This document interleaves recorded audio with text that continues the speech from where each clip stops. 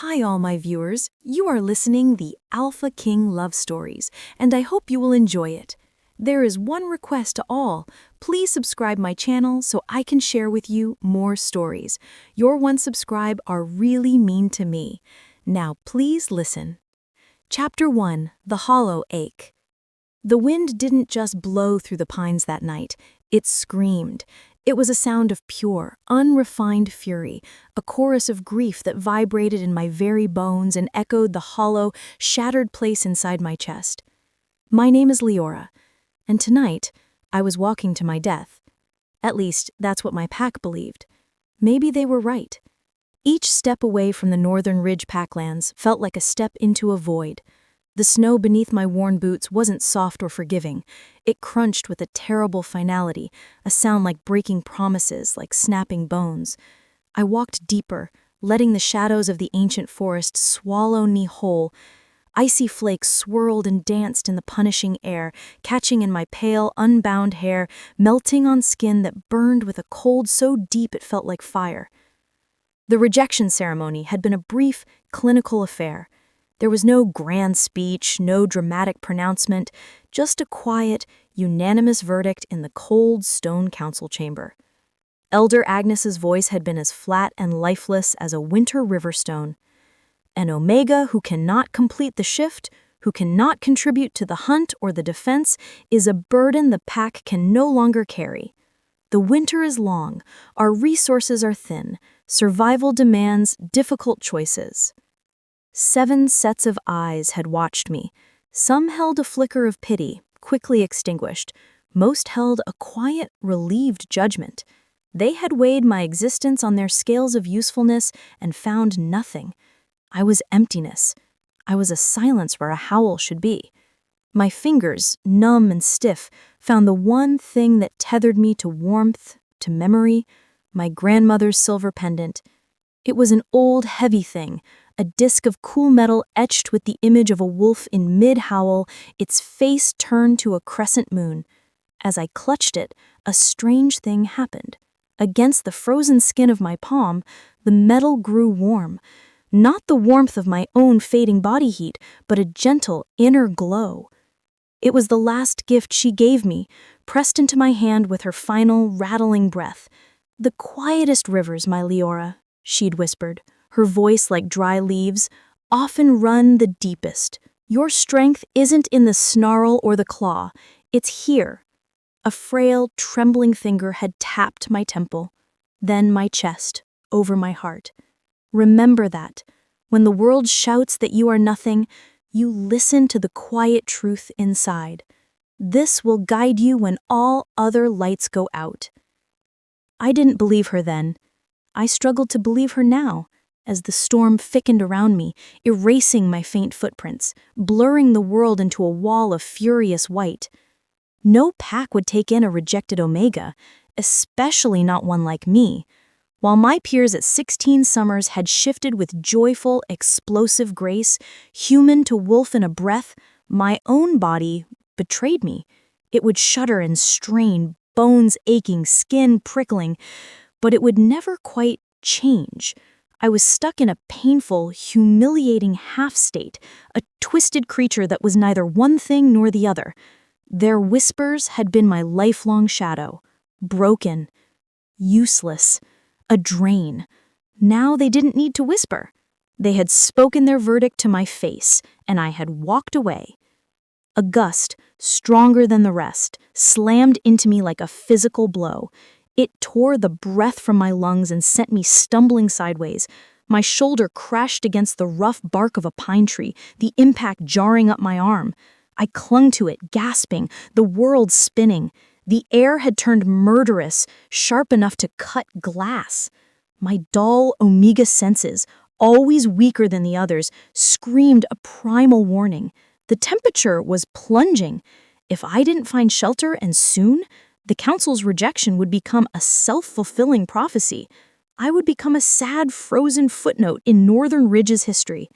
The Omega who wandered off and didn't come back. Then, I heard it. At first, I thought it was just another trick of the wind, a moan through a distant canyon. But no, This was different. It cut through the blizzard's roar like a blade of pure, clear sound. A howl. Deep, resonant. It vibrated in the center of my being, a note of profound power and an even more profound loneliness. It was a sound I had never heard before. It didn't belong to any wolf of the northern ridge. It was ancient, commanding, and it held a sadness that mirrored the ache in my own soul. Every shred of logical sense shrieked at me to ignore it, to huddle against this tree and make my peace. No one survived following strange howls into forbidden mountains during a black winter blizzard. It was the stuff of cautionary tales told to pups. The howl came again, closer this time. It wasn't a sound of aggression. It was a call, a summons. And against my chest, my grandmother's pendant pulsed, a single, warm throb, as if its heart had beaten in time with the howl. Before my mind could formulate a protest, my body moved. My legs, heavy with cold and despair, pushed me forward. I was no longer walking aimlessly. I was being pulled, drawn by an invisible thread tied to that mournful, magnificent sound.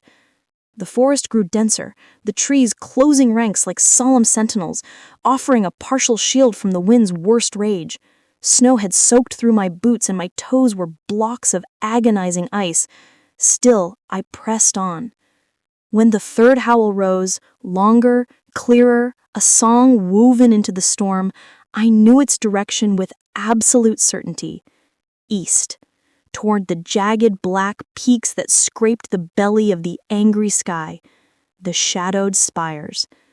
Our elders spoke of them in hushed tones, a place of lost tribes, of wandering spirits, of wolves so immense and fierce they were considered myth. No hunter from our pack ever ventured there. The stories were enough. And now I was walking straight into the heart of those stories.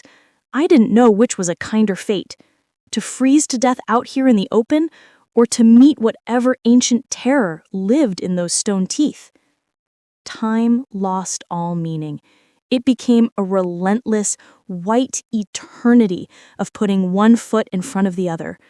The cold was no longer just outside me, it was inside, leaching into my marrow. And then a dangerous, deceptive warmth began to bloom in my core. It was sweet. It was inviting.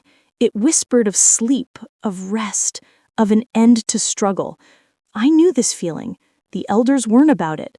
The false spring before the eternal winter. The body's final, cruel kindness. My knees buckled. There was no strength left to fight it. I sank into the snow. It was surprisingly soft, a downy blanket. It would be so easy, so very easy to just close my eyes, to let the storm sing its lullaby. No one would come searching. No one ever had. I would simply vanish, another forgotten soul claimed by the indifference of winter. But as the darkness at the edges of my vision began to creep inward, a shadow detached itself from the wall of white. It was huge, a moving mountain of silver-gray fur. It didn't emerge from the storm, it parted the storm.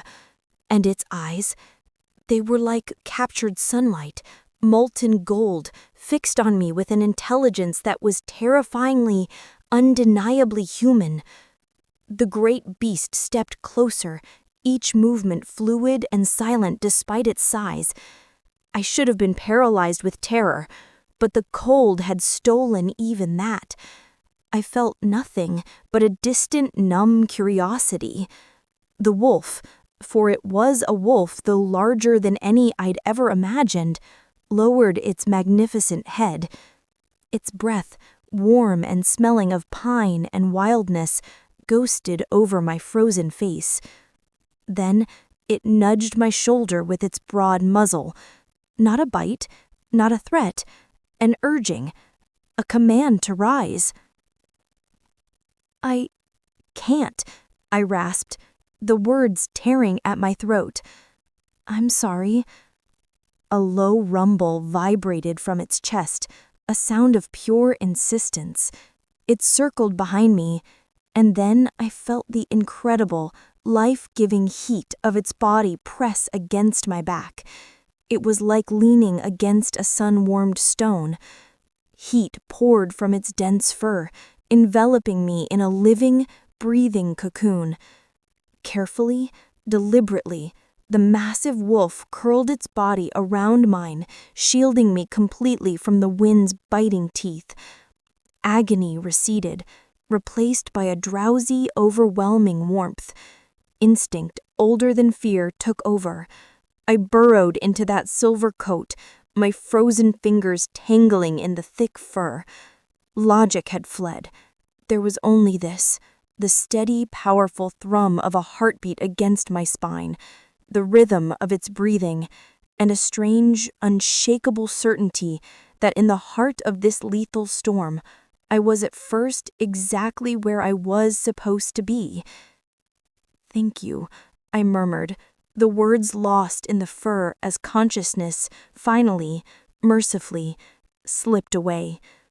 The last thing I felt was my grandmother's pendant pressed between my skin and the wolf's warm body, give one final strong pulse, a beacon answering a call older than time itself.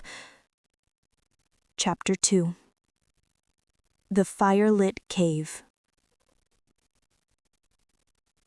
I awoke to the scent of wood smoke and dried herbs, and the gentle, dancing play of firelight on stone.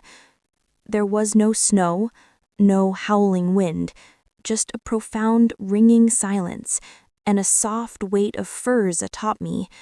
I blinked, disoriented, my mind swimming up from the deep, dark well of exhausted sleep. I was lying on a bed of thick, luxurious pelts in the center of a cave. The walls were smooth, ancient stone, and in a small, cleverly crafted hearth, a fire crackled merrily, its light illuminating carved jars, leather-bound books, and bundles of hanging plants. Across from me, a small spring trickled from a crevice, collecting in a stone basin before disappearing back into the earth. I was alive. The realization was a shock. I pushed myself up on my elbows, a wave of dizziness making the cave swim. I was wearing different clothes. My soaked, frozen dress was gone. In its place was a simple, clean tunic of soft, undyed wool and a pair of warm leggings. They smelled faintly of cedar and crisp, cold air. Someone had found me. Someone had undressed me, redressed me, and saved my life. A hot flush of embarrassment warred with a deeper, more profound gratitude. "You're awake." The voice was low, deep. It didn't sound loud, but it filled the space of the cave completely, vibrating in the quiet air. I jerked, my heart leaping into my throat, and scrambled back against the wall of furs, my eyes searching the shadows beyond the fire's reach. A figure stepped into the circle of light, and my breath caught, lodging somewhere painful in my chest. He was tall, taller than any man I'd ever seen, with a build that spoke of lean, coiled power rather than brute bulk. His hair was the color of moonlit snow, a stark, silvery white that fell straight and thick to his broad shoulders. His face, it was like something carved from the mountain itself, all sharp planes and angles, a strong jaw shadowed with a day's growth of beard, a blade-straight nose, but his eyes that froze me utterly. They were the exact shade of molten gold, the same eyes that had watched me from the storm. "You should have died out there," he said. His tone was even, matter-of-fact. There was no cruelty in it, just a simple statement of truth. That was a killing storm. It has taken seasoned warriors of my kind. My voice was a dry croak. "Are you—" I hesitated, my gaze darting around the cave as if expecting to see the enormous wolf lurking in a corner. "Are you the wolf who found me?" Something shifted in those golden eyes, a flicker of what might have been surprise or perhaps recognition. "You remember that?" It wasn't a question. It was an acknowledgement, a confirmation that shattered the last hope that it had all been a fever dream born of hypothermia. I nodded, clutching the furs tighter around me, suddenly acutely aware of my vulnerability. Here I was, alone in a cave with a stranger who was also a giant wolf, wearing clothes he had put on me. "Thank you," I whispered. The words felt utterly inadequate. He moved then, coming closer with a predator's silent grace. He knelt beside the pile of furs, bringing himself to my level. His movements were controlled, fluid, but I didn't feel threatened. He studied me with an unnerving intensity, his gaze lingering on my face, my hands, and finally dropping to the base of my throat. "What were you doing in the heart of a shadowed spire's blizzard, little Omega? Do your people not teach you the borders? These mountains belong to the Silver Fang pack." The name landed in my stomach like a stone. Silver Fang. A shiver that had nothing to do with cold raced down my spine.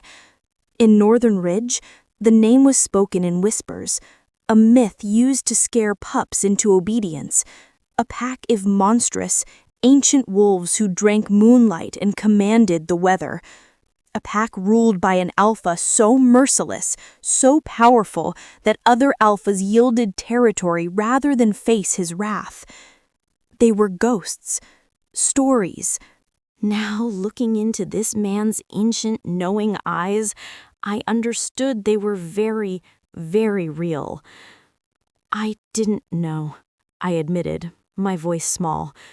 How could I possibly explain the sterile horror of the rejection ceremony, the weight of a lifetime of being lesser, to this being who radiated such absolute authority? I wasn't thinking of borders. "You were cast out," he said softly, his eyes still fixed on my throat, on my grandmother's pendant which lay against the wool of the tunic.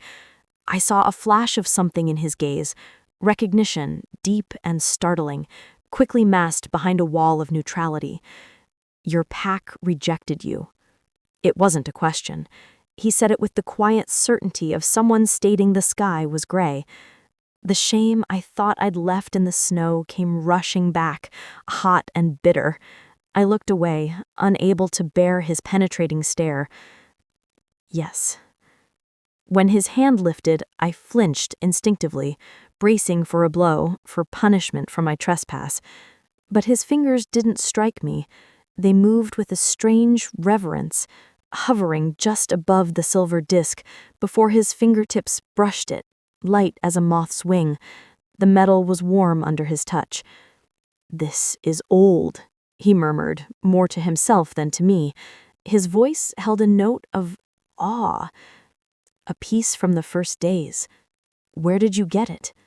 The intimacy of the question, of his touch on the one thing I had left, sent another confusing jolt through me.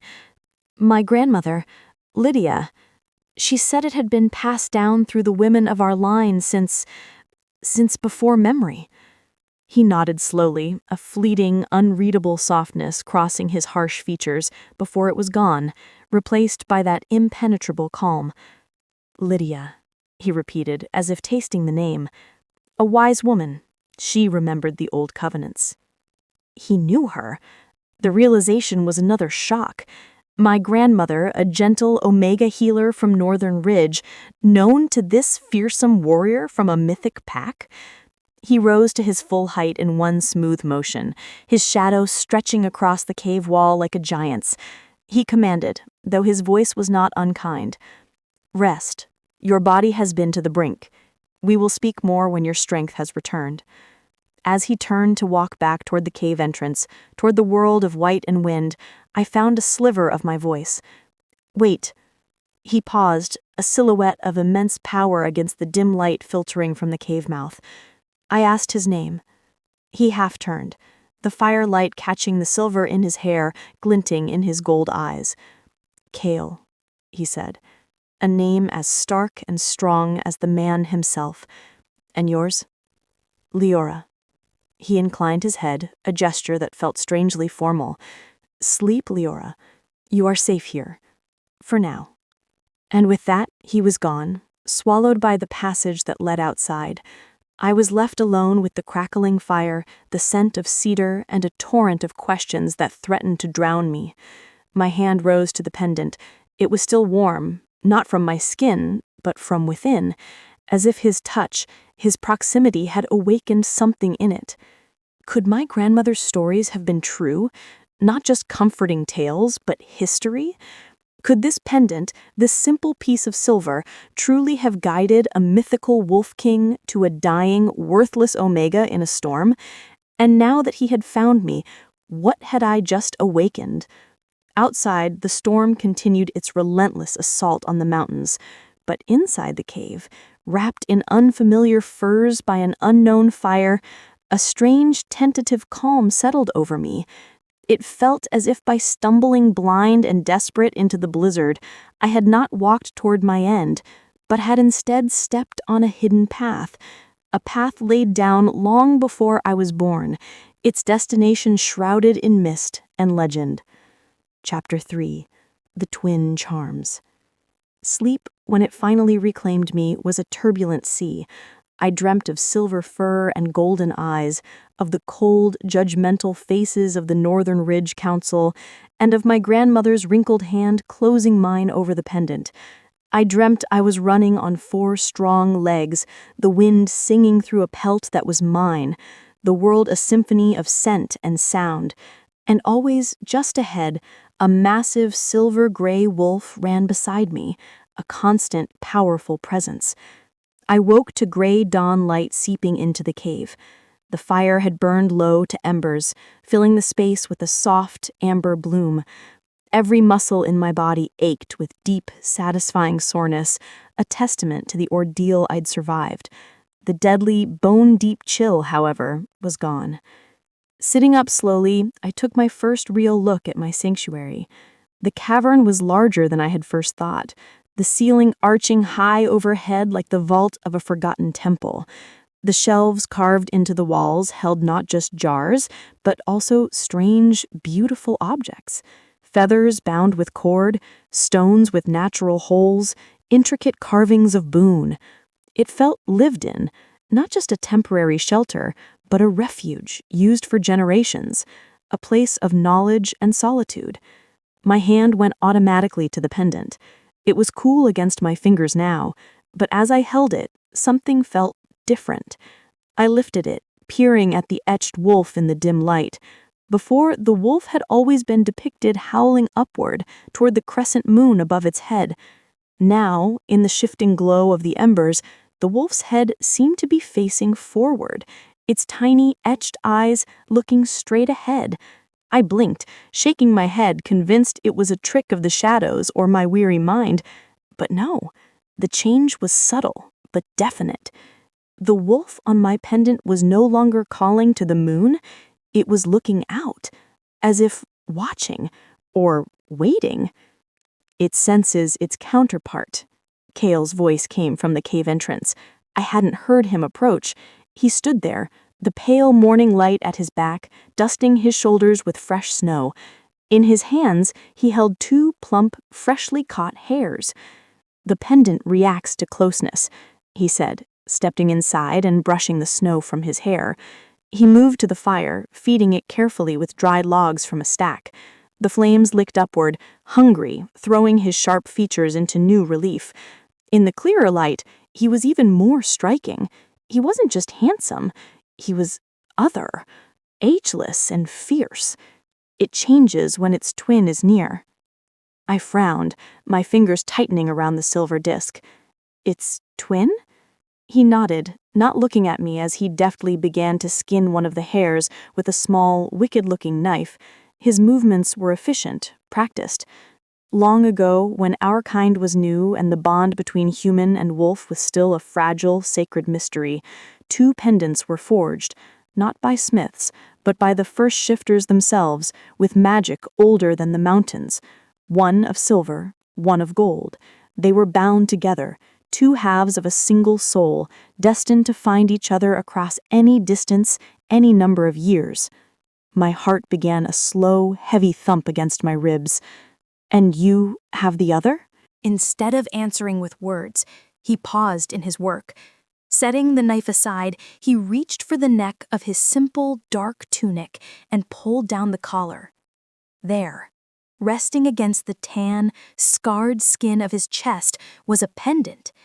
It was the mirror image of mine, in shape and size, the same wolf in mid-howl, but where mine was cool gray silver, his gleamed with a soft, inner, warm light. It was gold, and it was alive with a gentle, pulsing radiance. "So that's how you found me," I breathed, the pieces slotting together with a click that echoed in my soul. He gave a single, slow nod. "I felt your presence the moment you crossed the invisible boundary into Silver Fang territory. A pull, a call. The pendants speak to one another. Their call is strongest when the bearer of one is in dire need." He resumed his task, threading the skinned hair onto a sharpened green branch. "And your need that night, Leora, was a scream in the silence." "I would have died," I said, the truth of it settling heavily in the space between us. "Yes," he said simply. "No platitudes, no false modesty, just the stark, honest fact." He set the meat over the fire, and soon the cave filled with the rich, mouth-watering scent of roasting game. My stomach clenched painfully, reminding me I hadn't eaten in I didn't know how long. "Your pack?" he asked after a moment, his golden eyes flicking to me. "Which one?" "Northern Ridge." His expression tightened, a slight hardening around his eyes and mouth. "Alistair still leads." His son, Ronan, took the Alpha title after Alistair died last autumn. Kael's gaze darkened, moving back to the fire. "I remember that boy. Arrogant, quick to cruelty.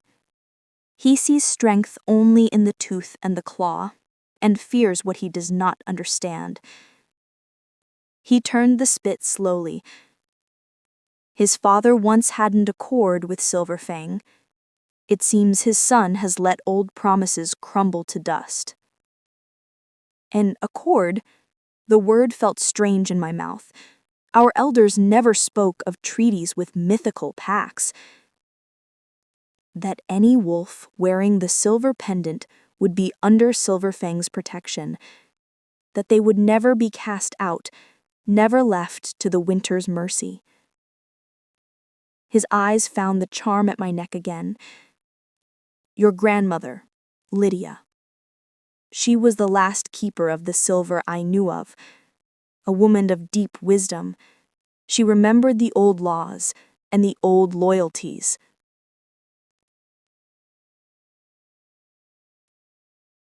My thoughts whirled, a dizzying carousel. My grandmother had known Kael. She had known about Silver Fang. She had known about this pact, this protection, and she had said nothing. She had let me grow up thinking I was broken, all while holding the key to a different destiny in her jewelry box.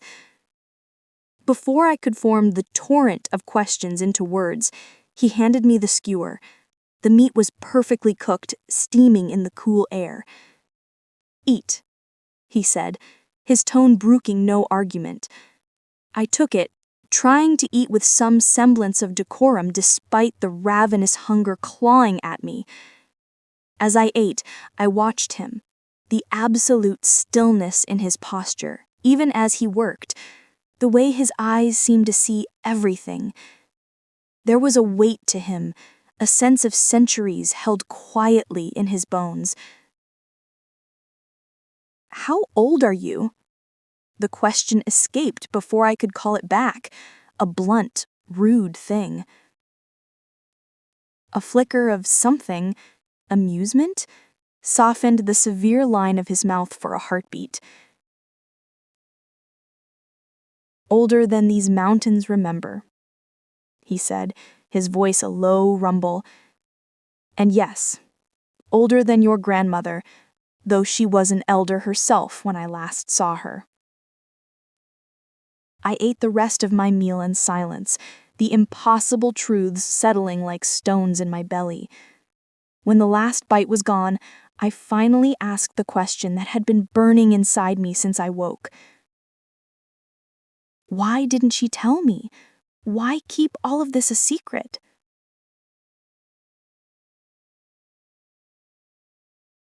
To protect you, Leora. Knowledge is a kind of power, and power casts a shadow that draws danger. The Silver Fang has enemies, packs who covet our lands, our strength, humans who fear what they cannot control. Your grandmother believed that if you were ignorant, you might be safe, at least until the time was right. The time for what? I whispered, the words barely audible over the crackle of the fire. His golden eyes met mine, and in their depths I saw a universe of unspoken history, of duty, of destiny. "That," he said, his voice final, "is not my story to tell first. For now, you rest. Tomorrow we travel to the heart of Silver Fang." A jolt of pure panic shot through me. "The heart? Why? I trespassed, I know, but I meant no harm. I can leave as soon as the path is clear." He shook his head, a single, decisive motion. "Leave to where? Your pack has shut its gates to you. The winter has its teeth in the world. You would not survive another night alone." He stood and crossed to a heavy wooden chest near the wall, opening it to reveal neatly folded garments.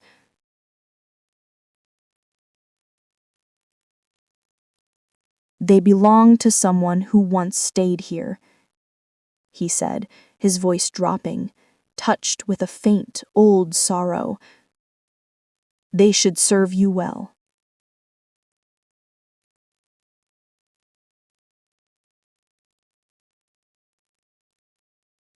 I ran my fingers over the fine stitching, tracing the patterns that whispered of a culture I knew nothing about. "Thank you," I said softly. "But I still don't understand. Why take me to the center of your pack? Wouldn't your alpha disapprove?"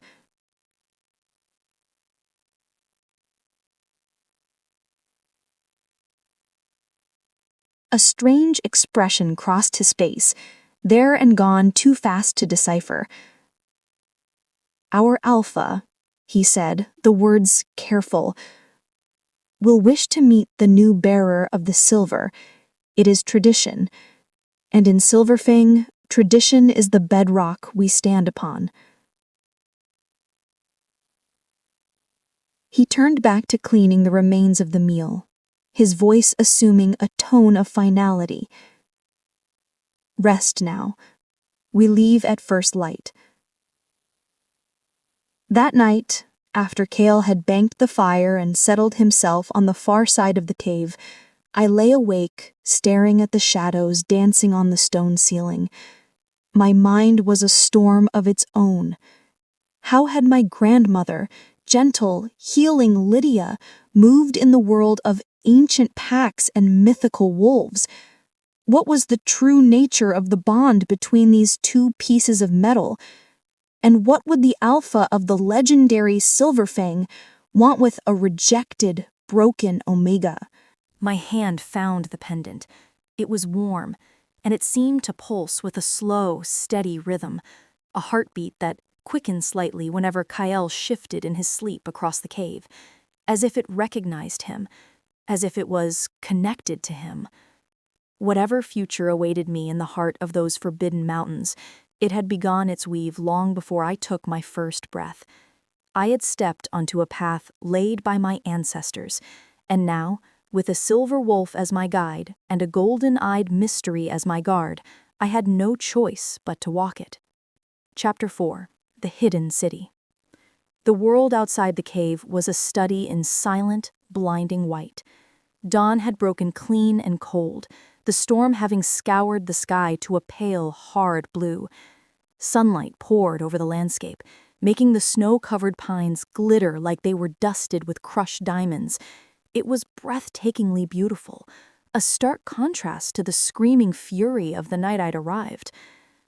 Kael was ready at first light, a pack slung over his shoulder. He moved with a quiet efficiency that spoke of a lifetime in the wilderness. I dressed in the clothes he'd given me, startled anew by the perfect fit. The wool was soft and warm, the embroidery beautiful in its simplicity. I felt like an imposter wearing them. "How far to Silver Fang?" I asked, my voice still husky with sleep, as I fastened the cloak. "A day's walk through the mountains, less for those who can take their wolf form and run." Heat flushed my cheeks. I looked down at my hands. "I can't, not fully. My shift, it's always been incomplete."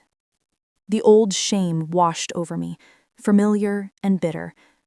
Instead of the pity or disdain I expected, his gaze held only a deep, unnerving understanding. "The silver pendant," he said, his voice thoughtful, "it sometimes influences the shift in its bearer. It is not a flaw, Leora, but a design, an ancient safeguard woven into its magic. The full nature of it is a mystery even to me." I blinked, my breath catching. "You mean, my not shifting properly, it might be because of this?" I lifted the pendant. "I mean that every part of you has a purpose, even the parts your pack taught you to hate. The silver has chosen you. There is a reason for everything you are." He shouldered his pack and moved toward the cave entrance. "Come, the light is good. We should make the high pass before noon." We left the cave's shelter and stepped into the brilliant, frozen world. Kael moved through the deep snow with an easy, powerful stride, breaking a trail for me to follow. His presence alone seemed to push back the cold. The forest, so terrifying in the blizzard, was now a place of breathtaking, silent grandeur. Sunlight filtered through ice-laden branches, scattering rainbows across the pristine snow. In another life, I would have called it a paradise. After a long stretch of companionable silence, my curiosity finally overcame my wariness. "Tell me about the Silver Fang. The stories we hear in Northern Ridge, are any of them true?" He glanced back at me, a hint of dry amusement in his eyes. "Which stories haunt your firesides?" "That your wolves are the size of bears, that you speak to the moon and it answers, that your alpha doesn't age, that he's lived for centuries." I hesitated, then added the most chilling one. "That he is a spirit of winter given flesh." A faint, rare smile touched his lips. "Legends grow in the telling, fed by fear and distance. But there is a seed of truth in most tales. Silver Fang wolves are different. Our connection to the moon is profound, our shifts more complete, our lives longer, anchored by the old magics of these mountains." He paused, looking up at the sun-drenched peaks ahead. "As for immortality, no, but time moves differently here. We live long lives, not endless ones." "And your alpha?" I pressed, needing to know what kind of being I was being taken to meet. He was silent for so long I thought he wouldn't answer. Then he said, quietly, "Complicated. A ruler carries many burdens. Some of them are very, very old." That was all he offered, and somehow it told me more than a detailed description ever could. As we journeyed deeper, the landscape began to change subtly. The trees grew taller, their trunks thicker, their branches forming a dense canopy high above. The air felt sharper, cleaner, and carried a faint electric tang I couldn't name. And then I began to see them, not clearly, but flashes. A glint of eyes watching from a thicket, a shadow moving in sync with us just beyond the tree line, the soft crunch of a footfall that wasn't ours. We were being accompanied, guarded. "Your people?" I whispered, my skin prickling. He nodded without looking back. "They know we are coming. They have been watching since we left the cave." By midday, the dense forest began to thin, and we emerged onto a rocky ledge. Below us, cradled in the arms of the mightiest peaks, lay a sight that stole the breath from my lungs. It was a city, but nothing unlike any I had ever imagined. Stone dwellings, elegant and strong, were built into the very cliffsides, connected by winding staircases and arched bridges. Smoke curled from countless chimneys, weaving a gentle gray haze into the clear air. In vast, cleared areas, I could see wolves, some in human form, some in magnificent wolf form, training, talking, working. Gardens were laid out in terraces, even in winter, protected by clever windbreaks. It was alive. It was organized. It was majestic. Northern Ridge's collection of wooden huts and palisades seemed a crude imitation of a village in comparison. I stopped, utterly awestruck. "This is the heart of Silver Fang," Kael said, coming to stand beside me. He was watching my face, not the vista. "Sanctuary, fortress, home." He paused, then added softer, "And perhaps, in time, it may become yours." We began our descent, a narrow, well-worn path switching back down the mountainside. As we drew closer to the outskirts of the settlement, a ripple went through the people. Conversations hushed, work paused. Every head turned, every eye focused on us, on me. Their gazes were not hostile, but they were intense, burning with a potent mix of curiosity, wariness, and something that looked disturbingly like reverence. Whispers trailed in our wake, a susurrus like wind through dry grass. "She wears the silver. Kael found her in the storm. The pendant has returned." A woman broke from the crowd and approached us. She was tall and moved with the confident grace of a warrior, her hair a deep, rich auburn braided intricately down her back. Her eyes were a warm amber, and they studied me with a sharp, assessing intelligence that held no malice. "So," she said, her voice melodic but firm as she circled me once in a slow, appraising loop, "this is the girl who called to you through the blizzard's heart." "Yes," Kael replied, his tone neutral. "Leora of Northern Ridge, the one her pack cast into the snow." A shadow of cold anger flickered in the woman's amber eyes. "Northern Ridge's folly grows with each passing season." She stopped before me and extended a strong, calloused hand. "I am Celine, Beta of the Silver Fang. Welcome, bearer of the silver. We have waited long for your return." Her grip was firm, her skin warm. "Thank you," I managed, my voice thin, "but I don't understand why my being here matters so much." Celine exchanged a long, speaking look with Kael. "He has not told you." "It was not my place," Kael said, his voice quiet but firm. Celine sighed, a sound of exasperation and fondness. "Then the Alpha King will have the honor of explaining himself." Her tone softened as she turned back to me. "You must be exhausted and no doubt overwhelmed. Come, I will show you where you can rest and prepare before your audience." As she led me away from the main thoroughfare and into the stone city, I glanced back once. Kael stood where we had left him, surrounded now by a gathering crowd of wolves. His golden eyes met mine across the distance.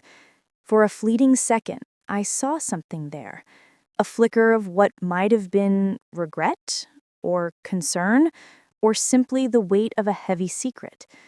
Then, as if a shutter had fallen, his expression smoothed into impassive neutrality, and he turned away, swallowed by his people. Celine brought me to a dwelling near the center of the settlement, a circular structure of fitted stone with a domed roof. The wooden door was a work of art, carved with a breathtaking scene of wolves running beneath a full moon in a star-strewn sky, inlaid with veins of real silver that caught the light. "These are the guest quarters," she said, pushing the door open. "Few outsiders ever see the inside, fewer still in the dead of winter." Inside, it was a haven of warmth and quiet luxury. A central fire pit glowed with banked coals, radiating gentle heat. Thick, lush firs covered the stone floor, and rich tapestries depicting mountain scenes adorned the walls. In one corner, a copper tub steamed invitingly, fragrant herbs floating on its surface. "I thought you might appreciate a proper bath," she said, with a knowing smile. She opened a beautifully carved chest and handed me another set of folded clothes. "These are in our style. They should be comfortable." I ran my hands over the fabric, soft, supple leather leggings, a tunic of deep sky blue wool embroidered with silver thread in patterns of interlocking wolves and crescent moons, and a belt strung with polished silver beads. They were more exquisite than anything I had ever owned, finer even than Alpha Ronan's mate's festival clothes. "Thank you," I said, the sincerity thick in my throat. "Everyone here has been kinder than I ever dreamed." Celine's sharp gaze lingered on my face, thoughtful. "You wear the pendant. That alone commands respect in Silver Fang. It is a symbol of a promise, and we are a people who hold our promises sacred." She moved toward the door. "I will return in an hour to bring you to the Alpha King. Rest, bathe, breathe." When the door closed behind her, the silence in the beautiful room felt immense and heavy. I sat on the edge of the wide fur-draped bed, my heart pounding a frantic rhythm against my ribs. The events of the past few days crashed over me like a wave. 2 nights ago, I had been nothing, a cast-off, left to the mercy of the elements. Now, I was standing in the heart of a legend, being treated like an honored guest, about to be presented to a king from a bedtime story, all because of a piece of jewelry I'd thought was a simple heirloom. My fingers found the silver wolf at my throat. It pulsed warmly, a steady, comforting rhythm that felt like a living thing. "What are you?" I whispered to the empty, beautiful room. "And what in the moon's name am I supposed to do?" The pendant, of course, gave no answer. It just glowed.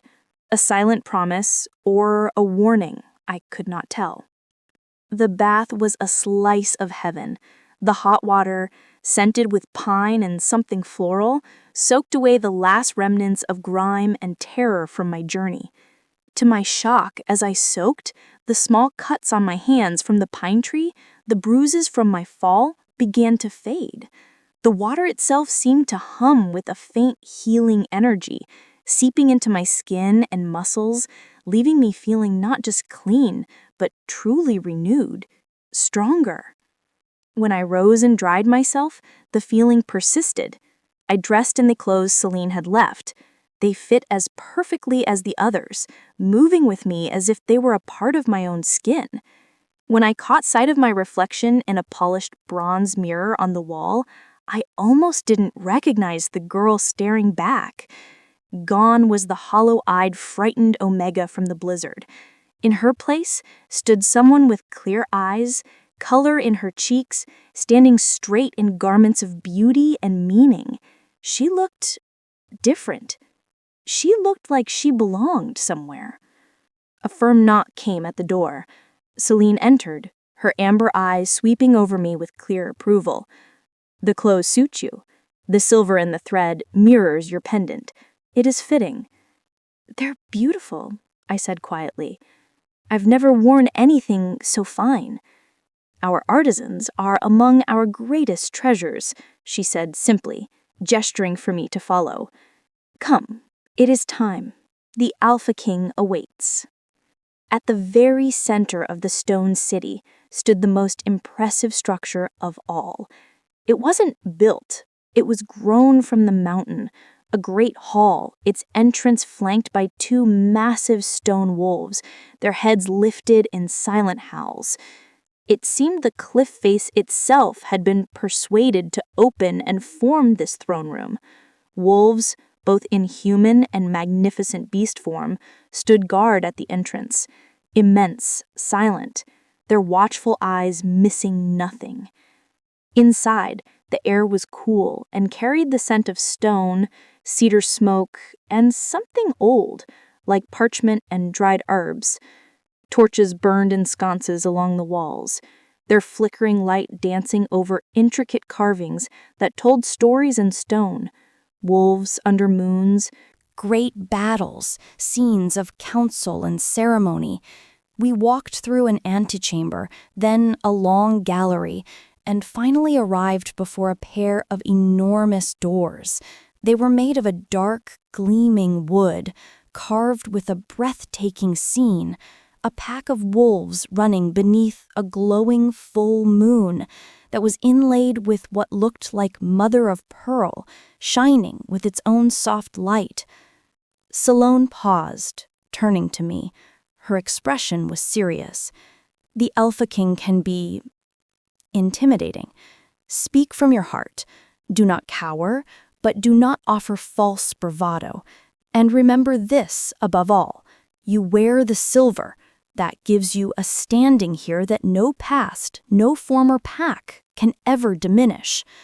Before I could ask what, exactly, that standing was, she placed her hands on the great doors and pushed them open. The throne room unfolded before me, vast and echoing, alive with the light of a huge central fire pit. Flames leapt high, sending shadows cavorting across tapestries that depicted wolves in majestic hunts and solemn moonlit gatherings. Dozens of Silver Fang wolves stood in a semicircle around the room's perimeter. Warriors, elders, healers, their collective gaze a physical weight upon me. And at the far end, upon a throne carved from a single, massive piece of dark heartwood, sat a figure I knew instantly. My steps faltered. My heart stuttered to a stop. Silver hair, golden eyes, the quiet, immense power that made the very air hum. Kael, the Alpha King.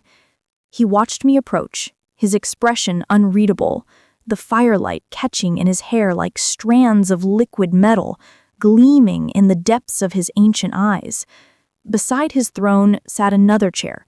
It was empty, carved from a pale, silvery wood that seemed to gleam with its own gentle luminescence, a stark contrast to the dark potency of his own.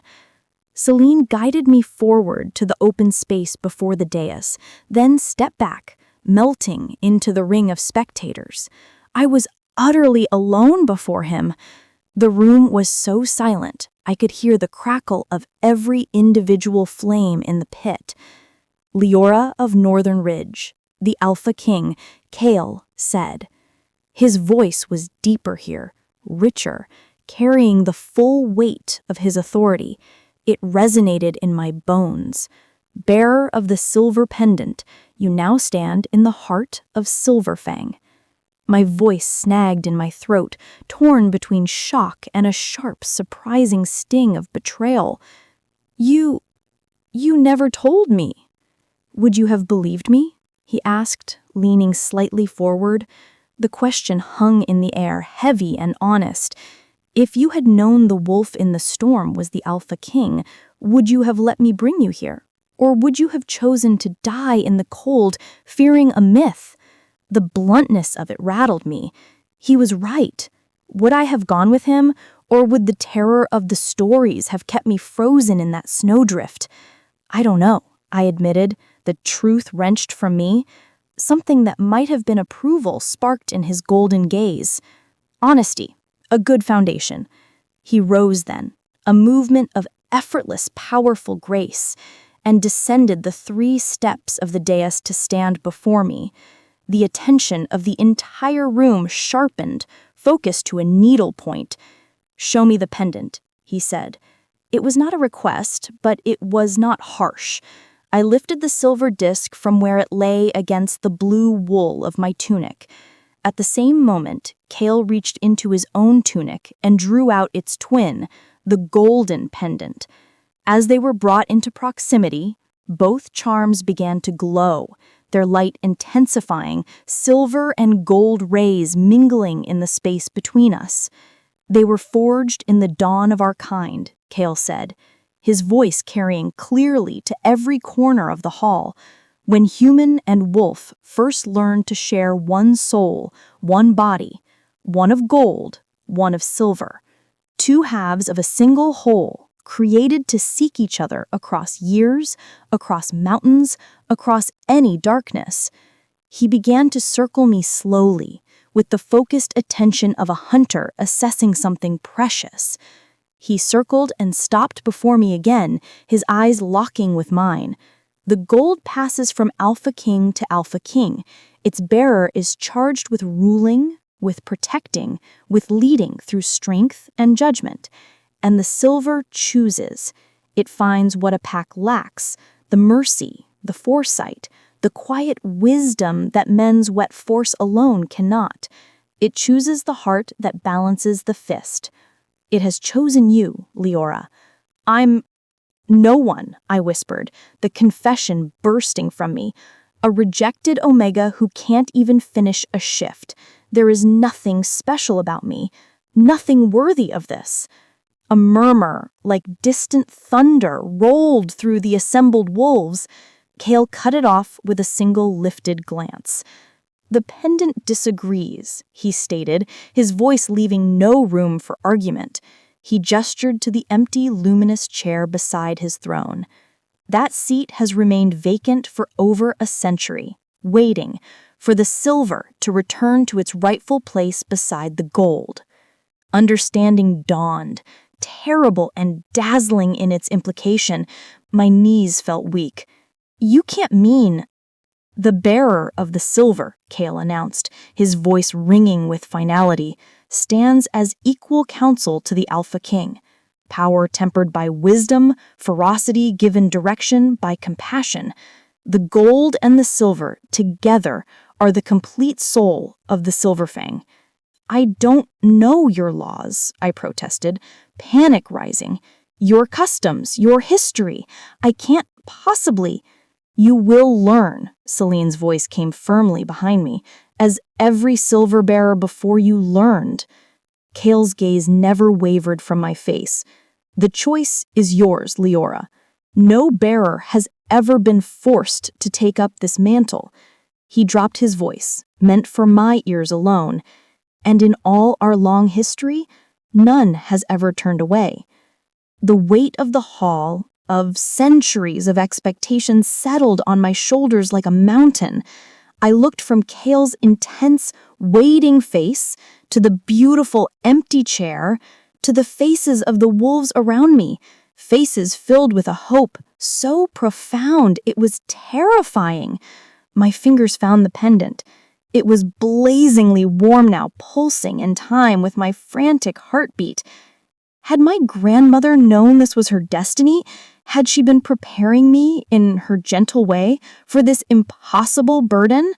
"I need time," I managed to say, my voice trembling but clear, "to understand what this truly asks of me, to understand myself." He dipped his head, in a gesture that was both regal and respectful. "You shall have it. 3 days. Consider well, Leora of Northern Ridge. Your path is your own to choose." He turned then, addressing the assembly. "The bearer of silver remains our honored guest while she contemplates her path. You will treat her with all the respect her pendant commands." The audience was over. Celine was immediately at my side, guiding me back toward the great doors. I looked back once. Kael had reclaimed his dark throne, every inch the formidable, ancient king. But his golden eyes followed me, and a shiver that was not fear, but something far more complex and thrilling, chased down my spine. Back in the quiet sanctuary of my guest quarters, I paced until the thick furs muffled the sound of my footsteps. "This cannot be real," I told the empty air, my voice shaking. "They cannot possibly ask me to sit beside a king, to help rule." "Not rule," came a calm voice from the doorway. "Balance." Celine slipped inside, closing the door softly behind her. She moved to one of the chairs by the fire and gestured for me to take the other. "You knew," I accused, sitting stiffly, "what I was, what the silver meant, and you said nothing." "It was not my story to tell," she said, folding her arms. "That burden belonged to the Alpha King alone." "Why me?" I demanded, the frustration and fear bubbling over. "There must be 100 wolves here better suited to whatever this is. Warriors, diplomats, elders. The silver cannot be claimed, or earned, or bestowed by birthright," Celine said, her amber eyes serious. "It chooses, and it has clung to your bloodline, grandmother to granddaughter, for a reason. There is a reason it called to Kael through the storm, a reason he, of all wolves, was the one to find you." "What reason?" "That," she said, a ghost of a sympathetic smile touching her lips, "is a truth you must discover for yourself. But this much I can tell you. The last wolf to sit in that pale wood chair was your great-grandmother." The words hit me like a physical blow. I stared at her, uncomprehending. "My great-grandmother? But my family has been Northern Ridge for generations. We have no ties to Silver Fang." "Your great-grandmother, Leora, was born of the Silver Fang. She fell in love with a wolf from Northern Ridge during a brief time of alliance. When she left to build a life with him, she took the silver pendant with Kael's blessing and with a solemn understanding." "What understanding?" "That when the time was right, when the need was great, the pendant would call its keeper home, that the silver would return to the gold." Celine's gaze grew distant. "That was nearly 80 winters ago. And now it's called me home," I whispered. "The pieces of my grandmother's strange lessons, the ones that never fit with Northern Ridge's brutal philosophy, clicking into a new, startling pattern." "Yes," she rose, her hand on the door latch. "Rest. Tomorrow I will begin to show you our ways. See our people, our lives. Learn about us before you make your choice." After she left, I lay on the bed, staring at the patterns of firelight on the domed ceiling, while doubt and a strange, burgeoning wonder rustled inside me. I wasn't a leader. I was the broken one, the half-shifted, half-wanted Omega. And yet, here in Silver Fang, strangers met me with a respect my own pack had never offered. Something within me, something long buried, silenced by years of scorn, stirred like a seed cracking open in dark soil. The pendant throbbed warmly at my pulse, a comforting, constant presence. "It will guide you when you're lost," my grandmother had promised. Perhaps this was what she meant, not a path to a safe village, but a path to a throne. Not a guide to survival, but a guide to destiny. Sleep, when it finally came, was deep and vivid with dreams. I dreamed I was running on 4 strong, sure legs, my pelt a cascade of silver white under a moon so huge it filled the sky. And beside me, matching my pace stride for stride, ran a massive wolf of shimmering silver gray, his golden eyes alight with a fierce, protective joy. In the dream, I was whole. I was free. I was home. I awoke with the phantom feeling of wind in my fur and the first true, fragile spark of hope igniting in my chest. Chapter 5. The Moon Ceremony. The next 2 days passed in a blur of revelation. Celine proved a patient, exacting guide. She showed me how the Silver Fang sustained themselves in the high peaks, the ingenious terraced gardens, the deep larders stocked from the autumn hunts, the careful management of the herds of mountain goats and deer. She explained the structure of the pack, the warriors, the scouts, the healers, the artisans, the lore keepers. Each had a place, a purpose, and was valued. I met them all. Warriors with hands scarred from battle who offered me respectful nods and surprisingly kind smiles. Healers whose gentle touch seemed to pull pain from the air itself. Elders whose eyes held the weight of centuries, who spoke in riddles that felt like truth. Everywhere I went, the silver pendant at my throat acted as a key. Doors opened. Heads bowed slightly. Conversations included me. It was disorienting and humbling. As for Kael, I saw him only at a distance. A glimpse of him walking the high walls with his captains, a sight of him observing a training yard, his arms crossed, his expression unreadable. He was giving me space, letting me form my own impression of his pack without the overwhelming gravity of his presence. That restraint, that respect for my process, spoke of a certainty about the outcome and a consideration I hadn't expected from a legendary Alpha King. On the evening of the 3rd day, sunset painted the mountains in strokes of fire and blood. I needed to breathe, to think away from the kindly, watching eyes. I found a small, secluded clearing on the western edge of the settlement, brushed snow from a fallen log, and sat watching the day bleed away into embers. "Have you chosen?" His voice came from behind me, deep enough to feel in the earth. I didn't startle. Somehow, in the quiet of the mountains, I had felt his approach, a change in the air, a silent acknowledgement from the pendant against my skin. He came to stand beside the log, looking out at the same dying horizon. "I'm not what you need," I said softly. The words meant for the sunset as much for him. "And what do they imagine?" He asked, curious, not challenging. "Someone strong in the way your warriors are strong. Someone who shifts with the moon's pull, effortless and powerful. Someone worthy of that empty chair." "Strength wears many faces," he said. He sat beside me on the log, close enough that I could feel the heat radiating from him, pushing back the evening chill.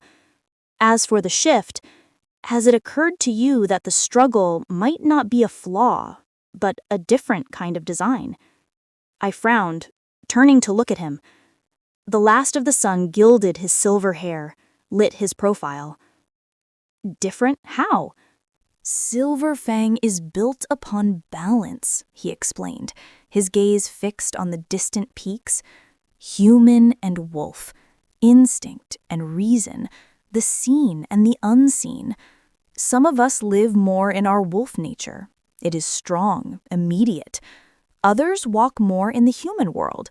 They see the patterns, the consequences, the threads that connect us all. Neither is less. Both are essential."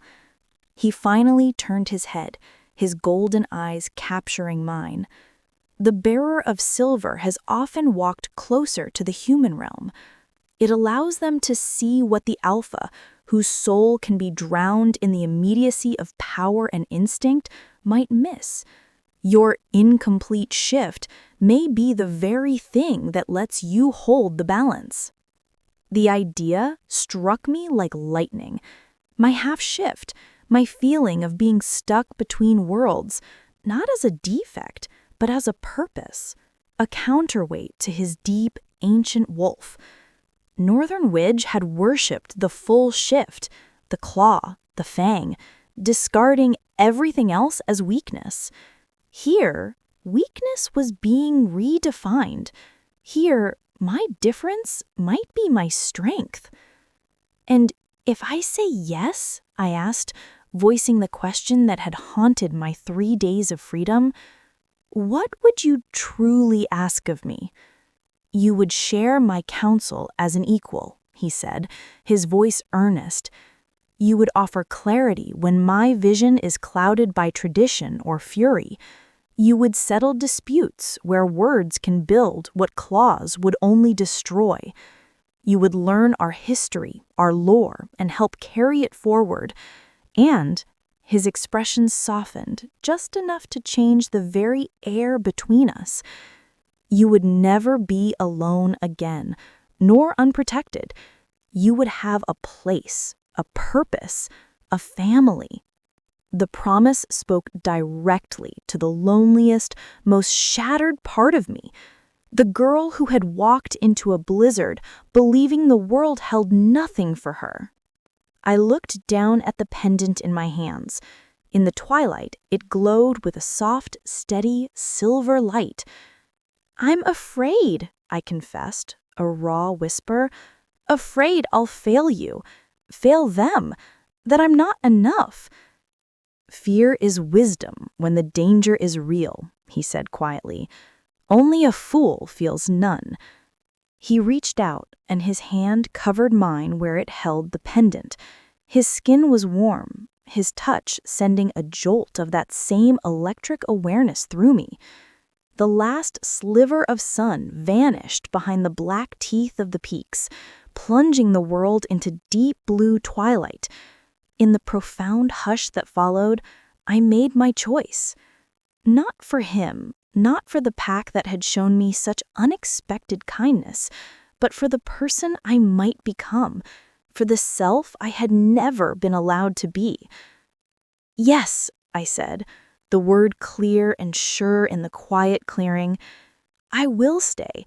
I will try. I will learn to be what Silver Fang needs." The relief that flashed in his golden eyes was so profound, so human, it startled me. Kael, the formidable ancient Alpha King, had truly hoped for this, had perhaps even needed it. "Then come," he said, rising and offering me his hand. "Tonight we will tell the pack. Let them share in this new beginning." When my fingers slid into his, the pendants responded as one. A pulse of light, silver and gold, flared between us, washing our faces in a soft, magical glow.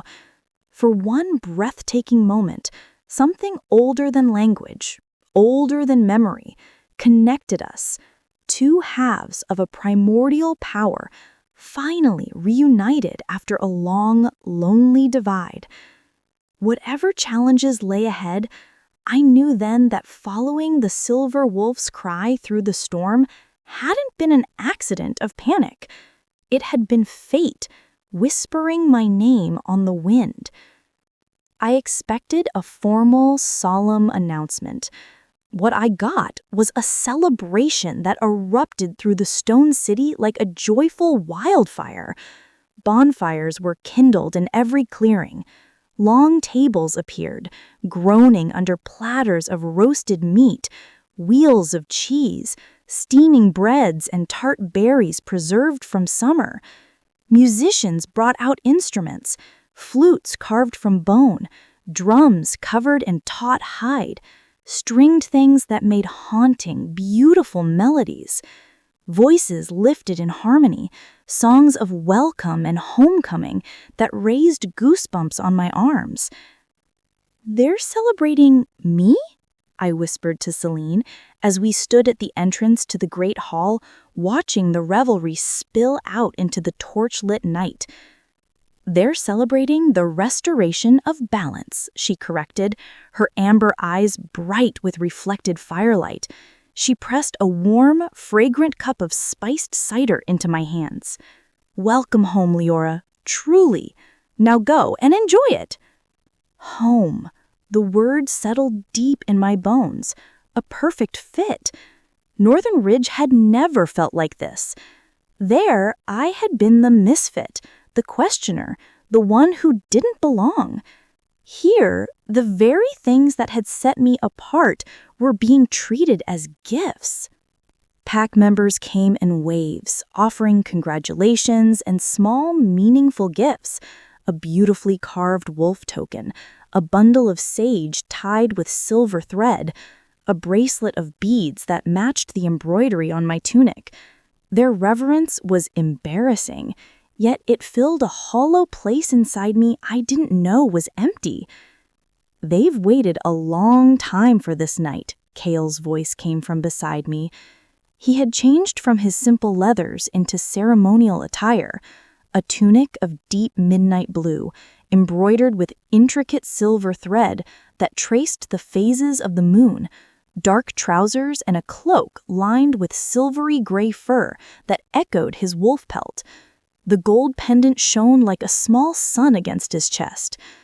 "I don't know how to thank them all," I admitted, feeling overwhelmed by the sheer genuine joy around me. "You don't need to," he said, his gaze scanning the happy crowd. "Your presence is thanks enough, your choice to stay." As the night deepened, the music grew more primal, the dances more untamed. I watched, mesmerized, as some dancers shifted seamlessly mid-step, from human to wolf and back again, as easily as breathing. The beauty and fluidity of it took my breath away. "Why don't you join them?" I asked Kael when he declined yet another invitation to dance. "The alpha stands apart at such gatherings," he said, his eyes never leaving the swirling crowd. "Watching, guarding, ensuring the safety of the celebration." "That sounds lonely," I said without thinking. He looked at me, surprise flickering in his golden eyes. "At times," he conceded quietly, "but it is necessary. The weight of the crown is a solitary one." "Is that why you need a bearer of silver?" I pressed gently. "So you don't have to carry it alone?" A faint, genuine smile touched his lips. Direct, another quality of the silver. He considered his words. "The alpha must make hard choices for the good of all, choices that can isolate. The bearer of silver is the bridge between the alpha and the pack, between what has always been and what could be. You help me see the web of connections, of consequences that pure instinct might overlook."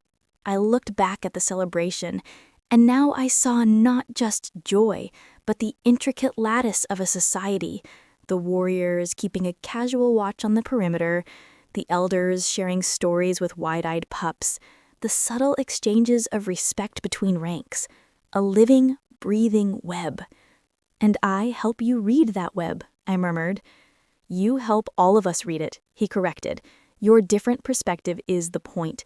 You notice what centuries of tradition can make us blind to." The responsibility still felt immense, a cliff edge, but it no longer felt like I was standing there alone. Maybe it was the palpable welcome or the quiet confidence in Kael's voice when he spoke of my role. When the moon reached its zenith, a brilliant, luminous pearl in the black velvet sky, the revelry reached a new peak. The pack's elite warriors, their forms massive and powerful, moved into the central clearing. One by one, they tilted their heads back and let loose a howl. But this was not the wild cry of celebration. It was layered, harmonic, a purposeful, resonant call that seemed to vibrate in the stone beneath our feet and the air in our lungs. Beside me, Kael straightened, something shifting in his posture from observer to participant.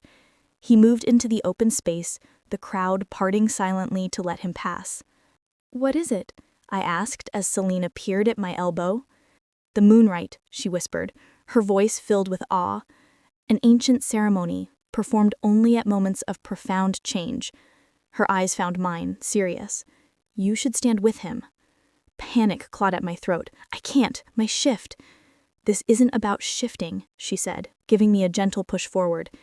"This is about standing as his equal, as the silver to his gold. Go." I walked the parted path on unsteady legs, my eyes fixed on Kael's tall, solitary figure at the center of the ring of warriors. He turned as I reached him and extended his hand, a silent question in his eyes. "You don't have to do anything," he said, his voice low, for me alone. "Just stand beside me. That is enough." The warriors closed the circle around us, their forms dark and powerful against the moonlight. As one, they bowed their heads, a gesture of deep respect and offering. Then the howling changed again. It became a woven cadence, a hymn without words, a song of belonging and power that thrummed in my chest, in my blood. "They honor the pendants," Kael murmured beside me, "and the unity they represent." The sound was a physical force. It pierced and soothed at once. Heat bloomed at the silver disc on my throat, not warm, but hot, spreading like liquid moonlight through my veins. My vision swam. Colors deepened to impossible vibrancy. Every scent in the clearing, pine smoke, roasted meat, cold stone, wolf, separated and blossomed in my mind. A tingling, familiar yet utterly new, raced across my skin, 1,000 times stronger than any half-shift I had ever attempted. "Kael," I whispered, fear and wonder tangling my tongue. "Something's happening." "The pendant," he said, his eyes widening slightly. "It is answering the rite. The pack's acceptance, the moon's blessing, it is unlocking what was sealed. Don't fight it. Let it happen." The current of energy surged to the edge of pain, crested, and then broke, washing through me with a feeling of breathtaking, weightless rightness. The world snapped into a crystalline, hyper-real clarity. I looked down, and my breath stopped.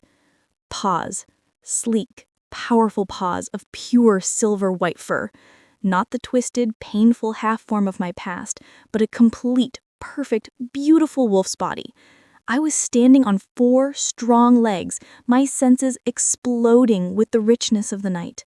I could hear the heartbeat of the wolf beside me, smell the individual sense of every person in the clearing, see the world in shades of silver and shadow. A stunned silence fell over the entire gathering, thick with awe. Kael shifted beside me, the massive silver-gray wolf from the storm, now standing proudly at my side, his golden eyes blazing with triumph and a joy so deep it shook me. He lifted his magnificent head and unleashed a howl, a sound of victory, of welcome, of a long wait finally over. It shook the mountains. And then, one by one, every wolf in Silver Fang, in human form or beast, added their voice. The valley filled with a symphony of howls, a song of welcome for the silver bearer who had found her true form. From somewhere deep within my new right body, from a place of pure instinct and belonging, my own voice rose, clear, high, and strong. It wove perfectly with Kael's deeper, resonant note. In that braided song, under the witness of the full moon, I felt the last missing piece of my soul slide into place. Belonging, worth, wholeness. The shift receded as naturally as breathing out, and I stood human again beside Kael, both of us clothed in the night and the firelight, the pendants glowing softly at our throats. "The bearer of silver has found her voice," Kael proclaimed, his voice ringing out, powerful and sure. "The pendants are united once more. Let any who would threaten the balance of Silver Fang take heed. We are strength and wisdom together again." A roar of cheers and howls broke the night, the celebration surging to a frenzied, joyful peak. I swayed, dazed, looking at my human hands as if seeing them for the first time. I shifted, I whispered, more to myself than to him, fully, completely. "Yes," he said, satisfaction warming his features. "The right and the pack's heart answered your pendant.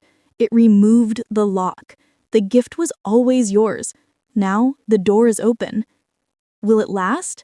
I asked, the fear of losing this miracle sharp in my chest. "That part is up to you," he said. "The door is open, walking through it, mastering the passage, that comes with practice. The pendant removed the lock. You hold the key. For the first time in my life, the idea of practicing my shift didn't fill me with dread, but with a thrilling sense of possibility. I had done it. I was whole. But the pure joy of the moment was shattered by a shout from the edge of the crowd. A sentry, having shifted back to human form, was shouldering his way through, his face etched with urgency. He dropped to one knee before Kael. Alpha King, riders from the east, northern ridge wolves armed and bearing their alpha's banner. The celebration died instantly, smothered by a cold, watchful quiet. How many? Kael asked, his voice turning to iron. A full dozen, led by Alpha Ronan himself. The sentry's gaze flicked to me, grim. They claim they have come to retrieve their lost property. Ice flooded my stomach. Property? He meant me. Ronan hadn't come to apologize or reconcile. He had come to reclaim a possession he'd thrown away, now that he realized it might have value. Kael's growl was low, a vibration of pure menace. Rally the warriors. We meet them at the eastern marker stone. They do not set 1 foot past our border. As the sentry sprinted away, Kael turned to me, his expression grave. You should stay here within the walls. It will be safer. I straightened my shoulders, a cold fury burning away the last of my fear. They came for me. I should be there. I know Ronan. I know how he thinks, where his pride is vulnerable. It will be dangerous, he warned. He is young, arrogant, and his pride is wounded. A volatile combination. All the more reason for me to stand with you, I said, my voice firm. I touched the silver pendant, feeling its answering warmth. Am I not meant to be your equal? The voice that tempers force?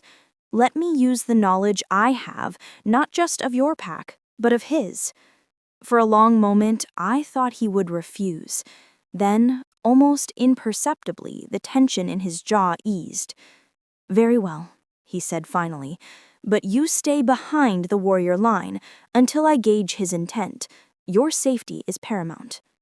Within minutes, a contingent of 20 Silver Fang fighters had gathered, each one a formidable warrior capable of shifting in a heartbeat. Kael and I took the lead, mounted on sturdy, calm mountain horses that seemed utterly unperturbed by the scent of so many wolves. Your horses aren't afraid of you? I asked, surprised. In Northern Ridge, horses had to be kept far from the settlement, spooked by the very essence of our wolf side. Silver Fang wolves learn mastery over their aura from childhood.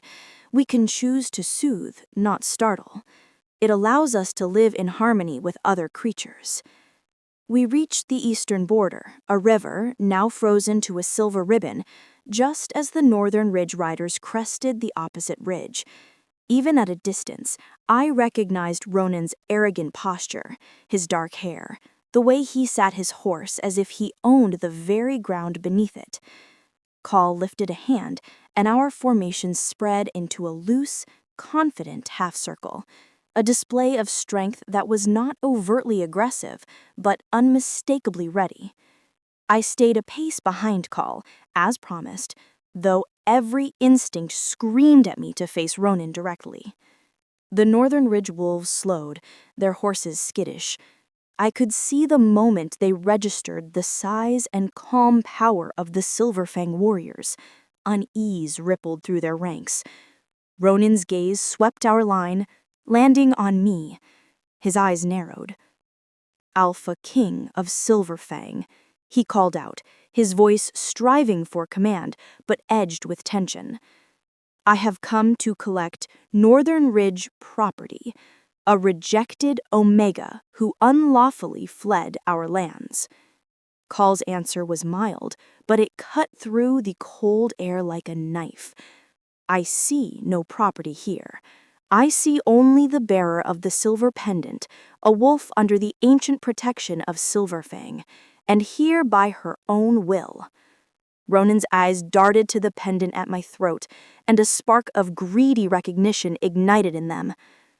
That heirloom belongs to Northern Ridge, as does she.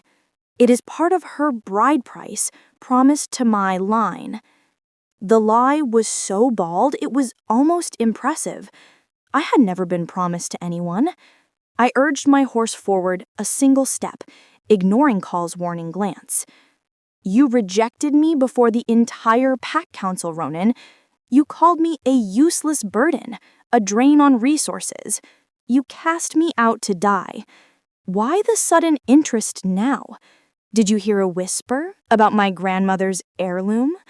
About what it truly means? A flash of surprise, then irritation crossed his face. He hadn't expected me to speak. Your place is with your birth pack, Ronan. Whatever tales these mountain wolves have spun are the truth, I finished for him. A truth my grandmother hid from your father and from you. About Silver Fang, about the pendants, about my bloodline. I hand closed around the silver disc. This has been in my family for generations, passed from my great-grandmother who was born of the Silver Fang. A murmur of shock went through the Northern Ridge riders. This was clearly news Ronan had not shared. Silver Fang or not, you were raised Northern Ridge, Ronan snapped, but the conviction was bleeding from his voice. Your duty is to us.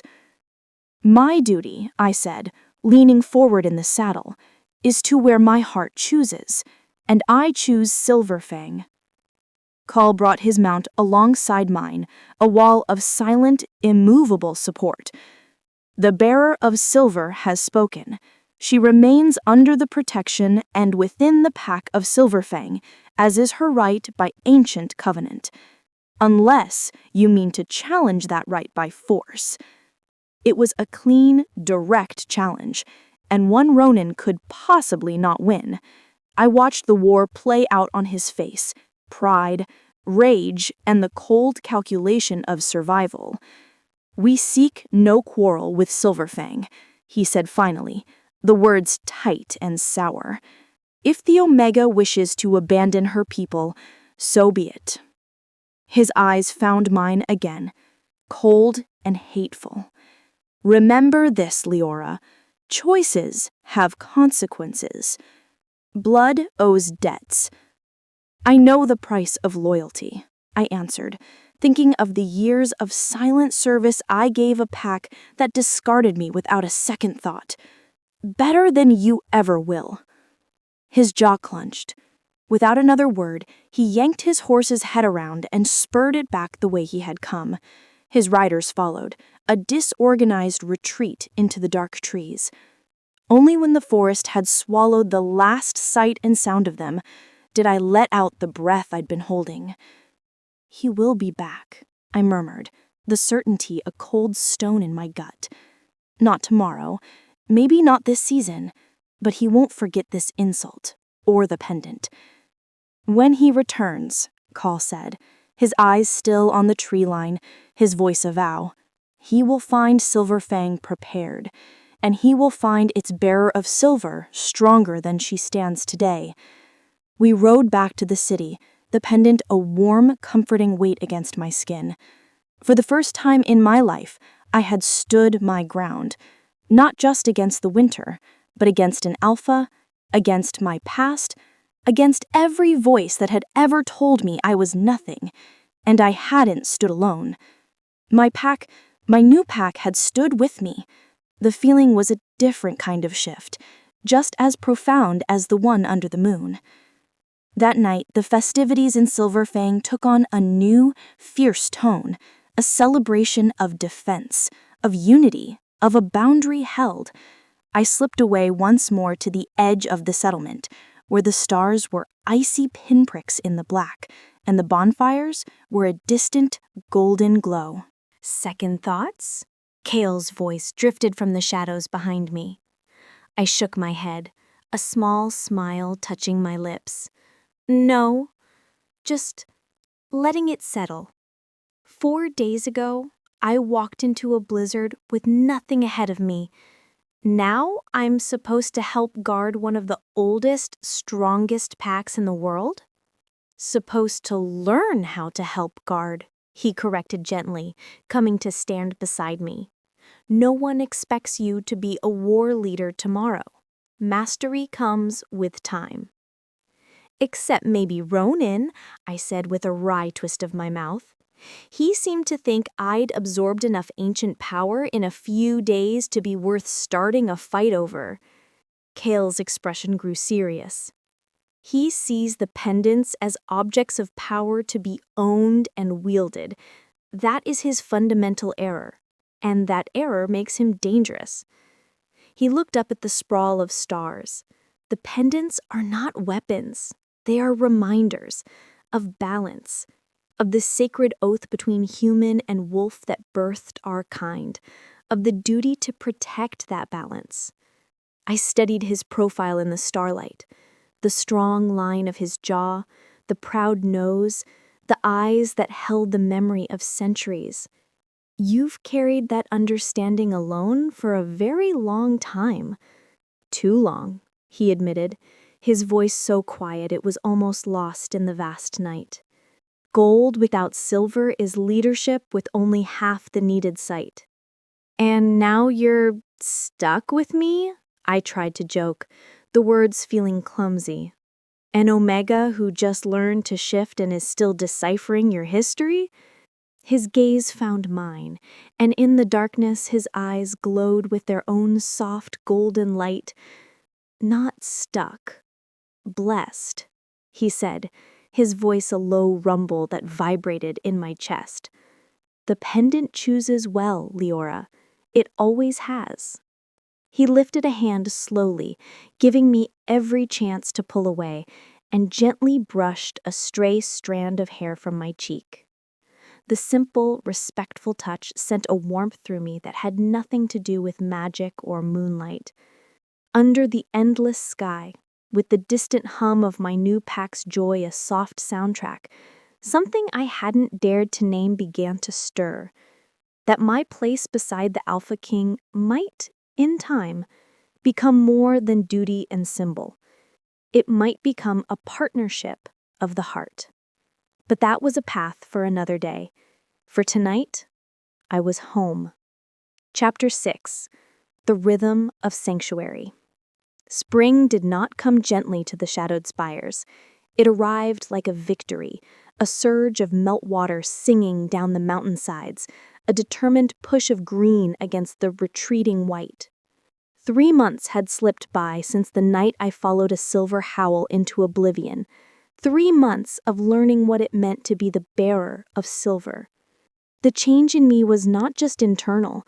My body, once thin and frail from a lifetime of subtle neglect and self-doubt, had filled out with lean muscle from daily training.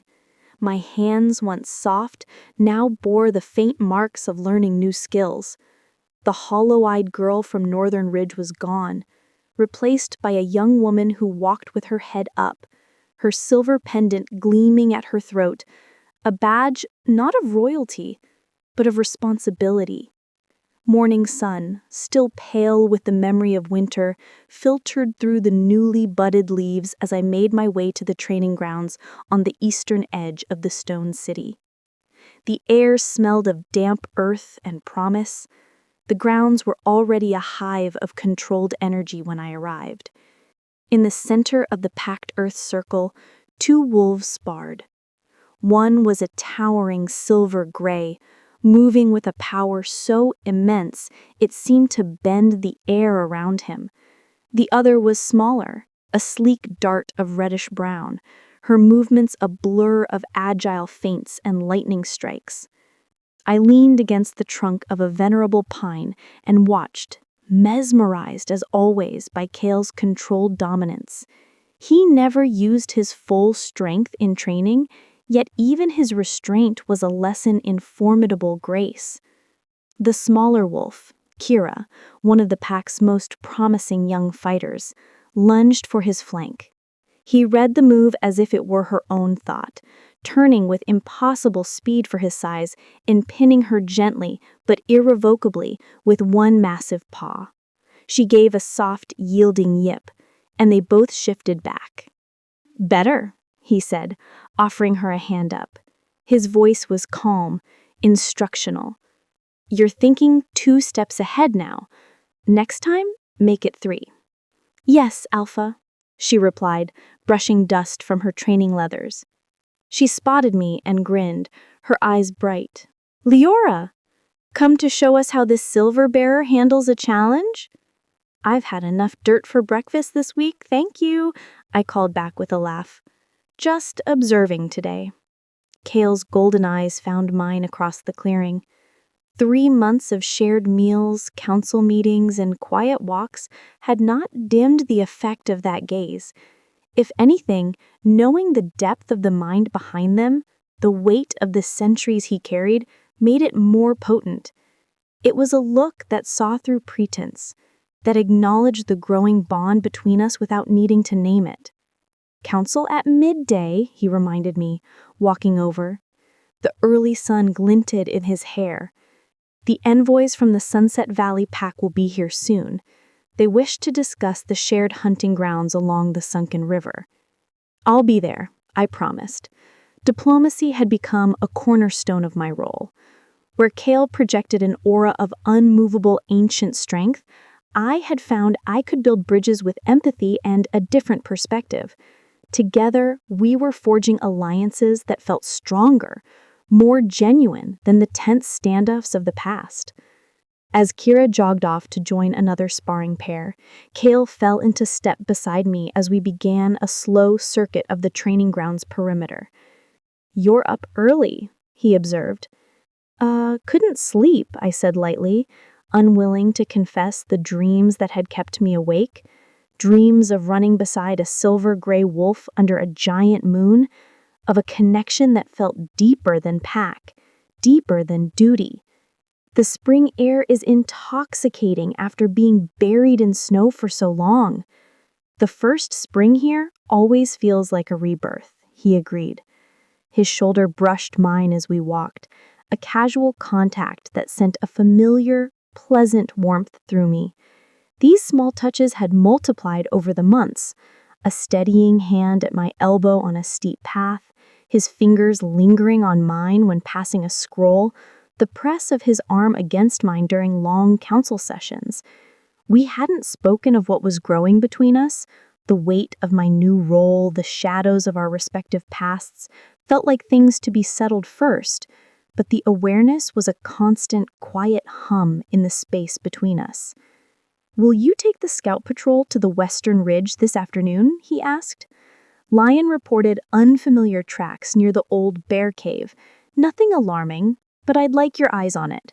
Of course, I said, glad for the responsibility. I loved learning the intimate contours of Silver Fang territory, every hidden spring and rocky outcrop. After the council, he confirmed, then glanced at the climbing sun. I should finish this rotation. Celine was looking for you at the healing lodge earlier, something about the new spring tonic recipes. The willow bark and mint blend, I remembered. I'll go now. As we parted, I felt his gaze follow me, a tangible warmth at my back. 3 months ago, such focused attention would have made me want to shrink away. Now, it felt like an anchor, like being truly seen. The healing lodge was a place of quiet potency, its domed roof designed to circulate the fragrant medicinal smoke from the central hearth. Inside, the air was a blend of lavender, sage, and drying chamomile. Celine stood at her long, scarred work table, sorting through baskets of freshly gathered leaves, her auburn braid gleaming in a shaft of sunlight. Your timing is, as ever, impeccable, she said without looking up, a smile in her voice. She slid a basket of vibrant green leaves toward me. Crush these while the dew is still on them. The essence is strongest now. I took up the stone mortar and pestle opposite her, falling into the familiar rhythmic work. Of all the wolves in Silver Fang, Celine had become my closest friend and confidant, blunt, insightful, and fiercely loyal. The Sunset Vale envoys, I said, after a comfortable silence. What should I expect? Pragmatic, less rigid than the Eastern Valley wolves, but no less proud, she said, adding measured drops of oil to a ceramic bowl. Their alpha, Pharaon, values fair dealing. Their beta, Nissa, is sharp-eyed and doesn't suffer fools. They will test you, but it will be a test of your logic, not your status. I sighed, grinding the leaves to a fragrant paste. At least it's not another alpha who refuses to make eye contact with me. Celine chuckled. That phase is passing. Your work with Eastern Valley opened eyes. You proved the Silver Bearer's worth is not just in legend, but in practical wisdom. She paused, her gaze turning thoughtful. Kael steps in less and less during these negotiations. He trusts your judgment. A warm flush of pride bloomed in my chest. I'm learning, mostly by listening. A skill more valuable than shouting, she said wisely. She took the mortar from me, inspecting the paste. Perfect. Her amber eyes met mine, and a more mischievous glint entered them. He circles your dwelling every night, you know? I blinked. Who? Kael. The pestle nearly slipped from my fingers. He what? A full circuit. Every night. Since the deep snows melted, setting fresh scent markers at each corner, she shook her head, a knowing smile playing on her lips. Classic, textbook alpha behavior when what? I pressed, my heart beginning an odd, syncopated rhythm. When they are seriously, deeply considering a wolf as their mate, she finished, her tone matter-of-fact. I stared at her, the world tilting slightly on its axis. That's not possible. He's the Alpha King. I'm just the bearer of silver. I'm still learning everything. You are his equal, she cut in gently. By law, by tradition, by the magic of the pendants themselves. You are the only wolf in this pack, in any pack, whose rank mirrors his exactly. She began portioning the paste into small clay jars. It's not just possible, Leora, it's traditional. Many Alpha Kings have found their life mate in the bearer of silver. The bond of the pendants often becomes a bond of the heart. My thoughts spun, a whirlwind of remembered moments. His lingering touches, the protective way he positioned himself near me, the deep respect in his eyes when we debated pack matters, the quiet conversations under the stars. Clues I had been too cautious, too afraid to assemble into a coherent picture. Has he said anything to you? I asked, my voice barely a whisper. She laughed, a warm, rich sound. Kael is the most private wolf I have known in my 2 centuries of life. He wouldn't speak of such things to his beta or to anyone. His actions are his language. Her expression softened. But some truths don't need words, Leora. Especially not among wolves. The heart has its own scent. We finished sealing the tonic jars, my mind reeling. Could Celine be right? And if she was, what did I feel? The answer rose instantly, undeniable. A deep, steady pull toward him that had grown with every shared sunrise, every solved problem, every silent moment of understanding. It was more than gratitude, more than respect. It was a connection that felt as fundamental as the bond between the pendants themselves. By midday, I had composed myself enough for diplomacy. I changed into a formal tunic of deep forest green, embroidered with silver thread in patterns of interconnected roots and branches, symbolizing lasting treaties. My hair, longer now, was braided simply, but fastened with a silver clasp shaped like a crescent moon. The council room was prepared, the fire banked to a welcoming glow, fresh boughs of pine lending their crisp scent, platters of food and drink arranged along one wall. Kael stood with 2 of his senior captains. He looked up as I entered, and the approval in his golden eyes was a tangible warmth in the cool room.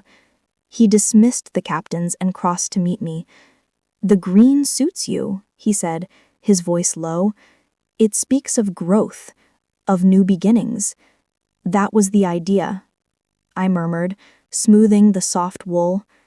"Celine says Sunset Vale appreciates symbolism." "They do," he agreed, "though I expect Theron will be more interested in the fairness of your proposals than the color of your tunic." A hint of a smile touched his mouth. "You unsettle the old ways, Leora, in the best possible way." A horn sounded from the gate, the signal for arriving guests. Kael's posture shifted slightly, the easy warmth receding as the mantle of Alpha King settled over him. "Ready?" I nodded and took my place beside the luminous, pale wood chair that had become mine. Kael stood at my other side. As one, we faced the doors, the pendants at our throats a silent proclamation of unity. The Sunset Vale envoys entered in a small, dignified procession. Their alpha, Theron, was a man of medium build, with watchful gray eyes and hair the color of iron. His beta, Nissa, was a woman with a sharp, intelligent face and dark hair streaked with silver. Their gazes took in the room, pausing on me with frank curiosity, but none of the outright dismissal I'd faced from others. "Alpha King Kael," Theron said, his voice gravelly but respectful. He bowed his head slightly. "We thank you for receiving us. We come to discuss the sunken river valley and the game that migrates there with the spring thaw." "Alpha Theron, Beta Nissa," Kael replied, his tone cordial. "Welcome. This is Leora, bearer of the silver pendant and my equal in all matters of pack council." Both envoys turned fully to me and offered respectful nods. "Bearer," Theron acknowledged, "we have heard of your fair hand in the Eastern Valley Accord." "I am pleased to meet you both," I said, returning the nod. "Please, refresh yourselves from your journey. We have set out food and drink." The formalities were observed, but they were quicker, less stiff than with other packs. Sunset Vale, it seemed, valued efficiency. When we finally settled around the central table, the heart of the matter was laid bare. With game patterns shifting, they wanted to adjust the long-standing agreement on how many hunters from each pack could use the valley at once, concerned about overhunting. "The valley has sustained both our packs for generations," Kael said, his voice reasonable but firm. "Changing its use requires care and consideration for the herds themselves." "Our scouts report the caribou are calving further north this year," Nissa said, her voice crisp. "The usual numbers in the valley are lower. If we both send full hunting parties, we risk damaging the herd for years to come." "A valid concern," I said, drawing their attention. I unrolled a map of the region on the table. "Your scouts' findings match our own. But have you considered the mountain goat herds on the western slopes?" I pointed to an area just outside the disputed valley. "Our trackers report they are thriving, their numbers higher than usual. Perhaps for this season, we could propose a rotation. Silver Fang focuses more on the goat herds in the west, leaving the caribou in Sunken River primarily for Sunset Vale. Next season, or if the caribou numbers rebound, we reevaluate." Theron studied the math, his brow furrowed. "That would require your hunters to travel further for less certain game. It would also ease pressure on the caribou, ensuring they are here for all of us in the future," Kael pointed out. "A short-term inconvenience for a long-term benefit. That is the essence of stewardship." Nissa looked from the map to me, her sharp eyes assessing. "It is a pragmatic solution, one that shows foresight." She glanced at Theron. "It is more than fair, Alpha." After more discussion, a trial agreement was struck. For this spring and summer, hunting would shift as I'd suggested, with both packs sharing the bounty of the mountain goats. We would meet again at the autumn moon, to assess. As they prepared to leave, Theron addressed me directly. "Your counsel is as clear-headed as the rumors suggested, bearer. You see the whole board, not just your own piece. It is a valuable perspective." "The well-being of the whole is the duty of the silver," I replied. "Thank you for your openness, Alpha Theron." As the great doors closed behind them, the tension of the council drained from the room, leaving only the crackle of the fire. I sank into my chair, the mental strain of the negotiation catching up to me. "You handled that with grace and intelligence," Kael said, taking the seat beside me. "Theron is not a wolf easily impressed. I gave you the space to speak. You trusted me to find the path." He smiled, a rare, warm expression that softened the ancient severity of his face. "I have watched you win over doubters for 3 months. Your gift is finding the hinge that allows a door to open rather than trying to break it down." His eyes held mine, gold and intense. "It is a strength as vital as any warrior's skill." The patrol to the western ridge was postponed. The council had taken most of the afternoon. As twilight began to bleed into the stone city, a different kind of restlessness took hold of me. Celine's words from the morning echoed in my head, mixing with the lingering warmth of Kael's praise. I needed space to think, to feel the wildness beyond the walls. The sacred hot spring lay in a natural stone basin at the mountain's base, hidden by a grove of ancient whispering pines. By custom, it was a place for quiet reflection, for washing away not just dirt, but worry. Tonight, I needed its solitude. Steam rose in gentle curls from the pool's surface, silvered by the first stars pricking through the deep blue sky. The air was cold and sharp, making the promise of the hot water even more inviting. I left my clothes folded on a smooth rock and slipped into the enveloping heat. It was bliss. The water, infused with minerals from the mountain's heart, soaked into my muscles, unwinding knots of tension I hadn't known I was carrying. I let my head fall back, closed my eyes, and simply floated, listening to the sigh of the pines. 3 months ago, I was a cast-off, a ghost. Now, I was the bearer of silver, my counsel sought by alpha kings, my place secure in a pack that felt more like family with each passing day. The transformation still felt surreal, except that my body stronger, my mind clearer, and my heart fuller told me it was real. And then there was Kael, the wolf who plucked me from death's jaws, the king who shared his power without hesitation, the man who was slowly, patiently showing me what partnership could mean, whose gaze had grown warmer, whose touch lingered, whose respect had become the foundation of my new confidence. The pool is for clearing the mind, not for drowning in thoughts. His deep voice, softer than usual, came from the edge of the trees. I started, sinking a little lower so the water reached my chin.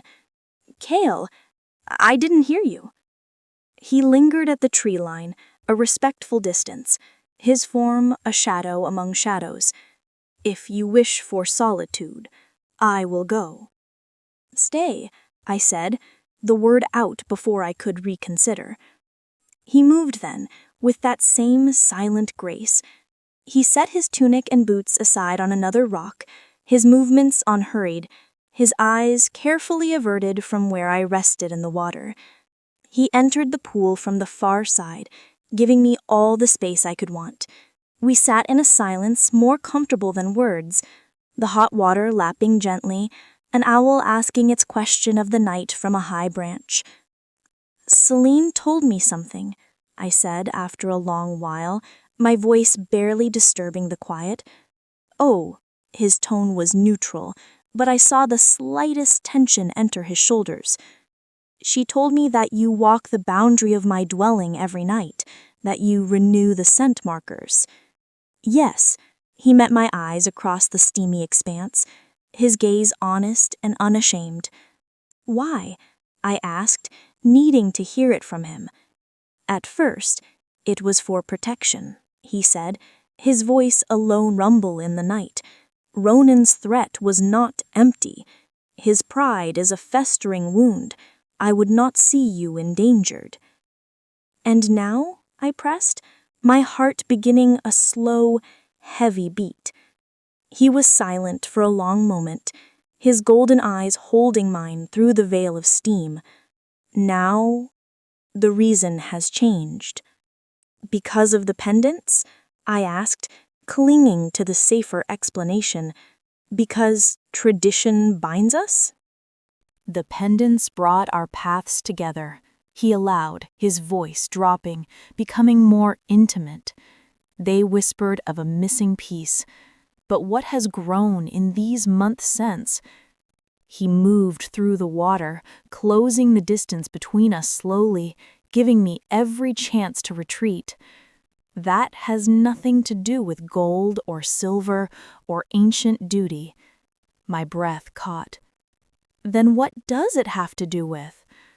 You, he said simply. The word hung in the steam-filled air. Your courage, your compassion, the way you challenge me when I am set in my ways, the way you find hope where I see only habit. You brought a light back to Silvercrest that had been dimming for years. He was close now. The heat from his body rivaled the heat of the spring. For a century, I have worn this crown. I have been respected, obeyed, and utterly alone. Until you followed that howl into the storm. I didn't know it was you. The pendant did, he said. His hand rose, hovering near my cheek, a question in the gesture. The pendants brought us together, Leora. What we build from this moment, that is ours to choose. I leaned into his palm, the warmth of his touch seeping into my skin, into my soul. And what do you choose, Alpha King? I choose you, he said, his voice a velvet certainty that vibrated in the water, in the air, in my very core. Not the title, not the symbol, you, as my equal, my counsel, my partner, my life mate, if you will have me. The invisible barrier between us dissolved, not in a kiss, not in a passionate embrace, but in a profound, soul-deep recognition. I placed my hand over his where it rested against my cheek, the warmth of his touch seeping into my skin, into my soul. And what do you choose, Alpha King? I choose you, he said, his voice a velvet certainty that vibrated in the water, in the air, in my very core. Not the title, not the symbol, you, as my equal, my counsel, my partner, my life mate, if you will have me. The following days and weeks were nothing short of a transformation. The pack needed to be told, he murmured, his breath warm against my lips. There will be a ceremony, a binding before the pack and the moon. More tradition? I teased softly, my heart so full it felt like it might shine through my skin. Some traditions, he whispered, his thumb stroking my cheek, are worth honoring with our whole hearts. We stayed like that for a long time, in the sacred water under the watching stars, two souls who had been halves finding their whole. Finally we rose, dressed in the cool night air, and walked back to the stone city hand in hand. I glanced toward the mountains, toward the unseen pass where I had once staggered through white oblivion and despair. That desperate path, which had felt like the end of everything, had actually been the beginning. The rejected Omega who followed a silver Howl, never knowing he was a king, had also found herself. Not weak, but strong in a different way. Not useless, but essential to a balance that finally felt like coming home.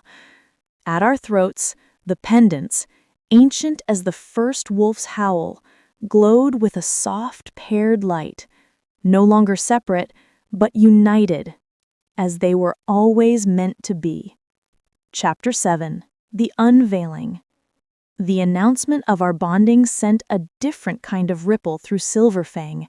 It wasn't the explosive joy of the moon ceremony, but a deep, resonant warmth, a sense of rightness that settled over the stone city like a comforting blanket. Whispers now were of happy anticipation, of plans for the bonding ceremony at the next full moon. The respect I'd earned as the silver bearer was now intertwined with a new tender affection as the Alpha King's chosen mate. My days became a whirlwind of new lessons.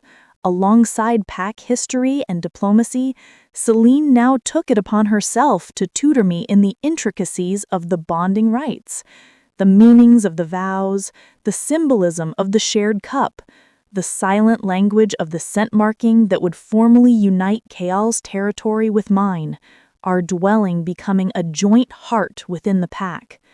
One crisp afternoon, a week after our talk at the spring, Celine led me not to the archives or the council chamber, but to a part of the mountain stronghold I had never seen.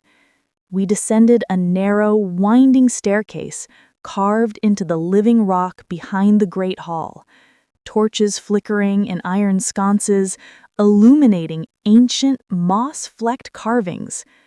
"Where are we going?" I asked, my voice echoing softly in the cool, damp air.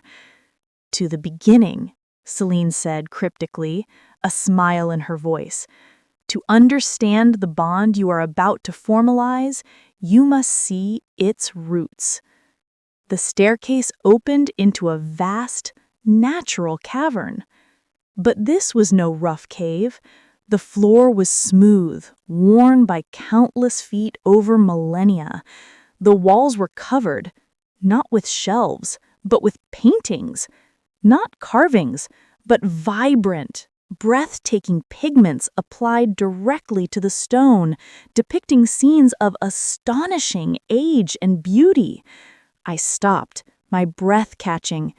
Here were wolves running under a giant red sun. Here were human figures and wolf figures side by side, not as enemies, but as partners, their hands and paws touching. And in the very center of the back wall, illuminated by a single shaft of sunlight from a fissure high above, was a mural that made my pendant hum against my skin. It showed two wolves, one massive and silver gray, its coat shimmering with flecks of painted gold, the other sleeker and pure silver white. They stood side by side, not facing each other, but looking forward, together, toward the viewer. Above them, a golden disk and a silver disk hung in the sky, not as sun and moon, but as twins, connected by a shimmering thread of light. Around them, a thriving pack was depicted, hunting, building, healing, celebrating. "The first union," Celine said softly, her voice full of reverence. "The first Alpha King, Arcturus, and the first silver bearer, Leora. It is said they were not just rulers, but the first true shifters, the ones who discovered the harmony between our two natures and forged the pact that created our kind. The pendants were their creation, a symbol of that perfect balance." I stepped closer, drawn by the power of the image. The artist had captured something profound, not just leadership, but partnership, a shared gaze towards a shared future. I swore I could see them breathing. They looked complete. I whispered. They were, Celine said, and their bond became the template. The Alpha King provides strength, protection, decisive action. The Silver Bearer provides wisdom, foresight, compassionate counsel. One cannot truly rule without the other. For generations, this balance made Silver Fang invincible, not just in war, but in spirit. Her voice grew somber. But after your great-grandmother Alara left, the silver chair sat empty.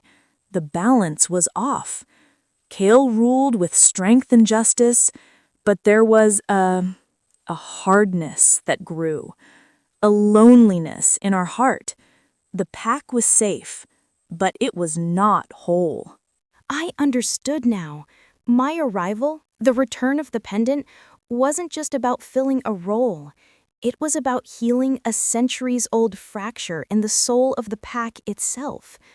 The bonding ceremony, Celine continued, pointing to another series of images showing a couple exchanging vows before the pack, is not just a mating ritual. It is a renewal of this ancient covenant. It is you and Kael publicly pledging to uphold that balance for the pack. It is the pack witnessing and affirming that the circle is closed once more. The weight of it was immense, but for the first time, it didn't feel like a burden. It felt like a purpose, a sacred trust. I was not just marrying a king. I was stepping into a lineage, accepting a duty to a people and a principle far greater than myself. "Thank you for showing me this," I said, my voice thick with emotion. Celine placed a hand on my shoulder. "You needed to see it, to feel it in your bones. Now when you stand under the moon and speak your vows, you will not just be speaking to Kael. You will be speaking to Arcturus and Leora, to all who came before, and you will be making a promise to all who will come after." As we climbed back into the sunlight, the world seemed sharper, more meaningful. Every interaction I had with pack members now felt charged with this deeper history. The weaver who showed me patterns for bonding ceremony garments wasn't just making clothes, she was weaving a thread into the tapestry of our pack's story. The elder who recounted tales of past silver bearers wasn't just telling stories, he was passing a torch. That evening, I found Kael on the high watchtower, his eyes scanning the darkening valleys. He didn't turn as I approached, but his posture softened, acknowledging my presence. "Celine showed me the cavern of the first union," I said, coming to stand beside him at the stone parapet. He nodded slowly. "I thought she might. It is a powerful place. Does it frighten you?" I considered the question. "No, it doesn't frighten me. It humbles me. It makes me understand what we are stepping into. It's not just about us.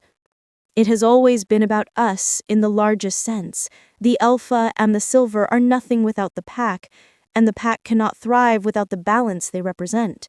Our bond is the axis upon which the whole turns." He reached out, his fingers gently tracing the line of my jaw. "But knowing the history does not mean our love is any less our own. What grows between us, Leora, is ours, unique. The ancient covenant provides the vessel. We fill it with our own truth." His words settled the last of my nerves. He saw the depth I did, but he wasn't intimidated by it. He saw it as a foundation, not a cage. "I met with the lore keepers today," he said, changing the subject, though his hand remained a warm point of contact. "We have set the bonding for the full moon after next. It gives time for preparations and for envoys from allied packs to arrive if they wish to witness." The full moon after next? A little over a month. A shiver of anticipation, pure and bright, ran through me. Will many come? Some will.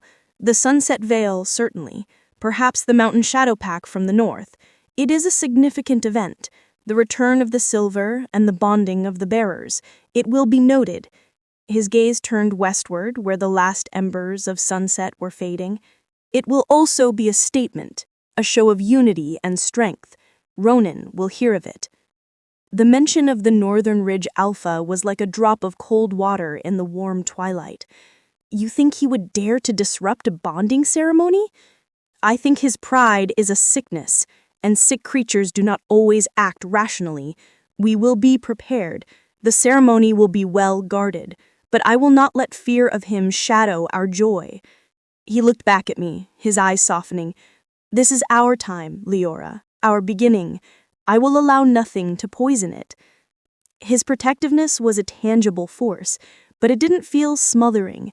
It felt like the mountain at our backs, solid, immovable, a shelter from the storms. I leaned into his side and his arm came around my shoulders, holding me close as the first stars emerged. In the weeks that followed, the Stone City buzzed with harmonious activity. It was a different energy from the frantic preparations for winter. This was a joyous industry. Garments were sewn with exquisite care. The great hall was adorned with garlands of evergreen and early-blooming mountain flowers. The cooks experimented with festival dishes, their scents mingling enticingly in the air. My training shifted. Alongside my lessons, I now spent hours with Kael, not just in council, but walking the territory together. He showed me the hidden places he loved, a high meadow carpeted in tiny blue flowers, a secret waterfall that cascaded into a crystal-clear pool, the den where he had been born as a pup. He shared memories of his long life, stories of triumphs and losses, of pack members he had loved and mourned. It was an act of profound trust, this unveiling of his personal history. I, in turn, shared more of my life in Northern Ridge, not just the pain of rejection, but small moments of joy with my grandmother, my secret love for the forest, my quiet observations of the pack's dynamics that no one had ever valued.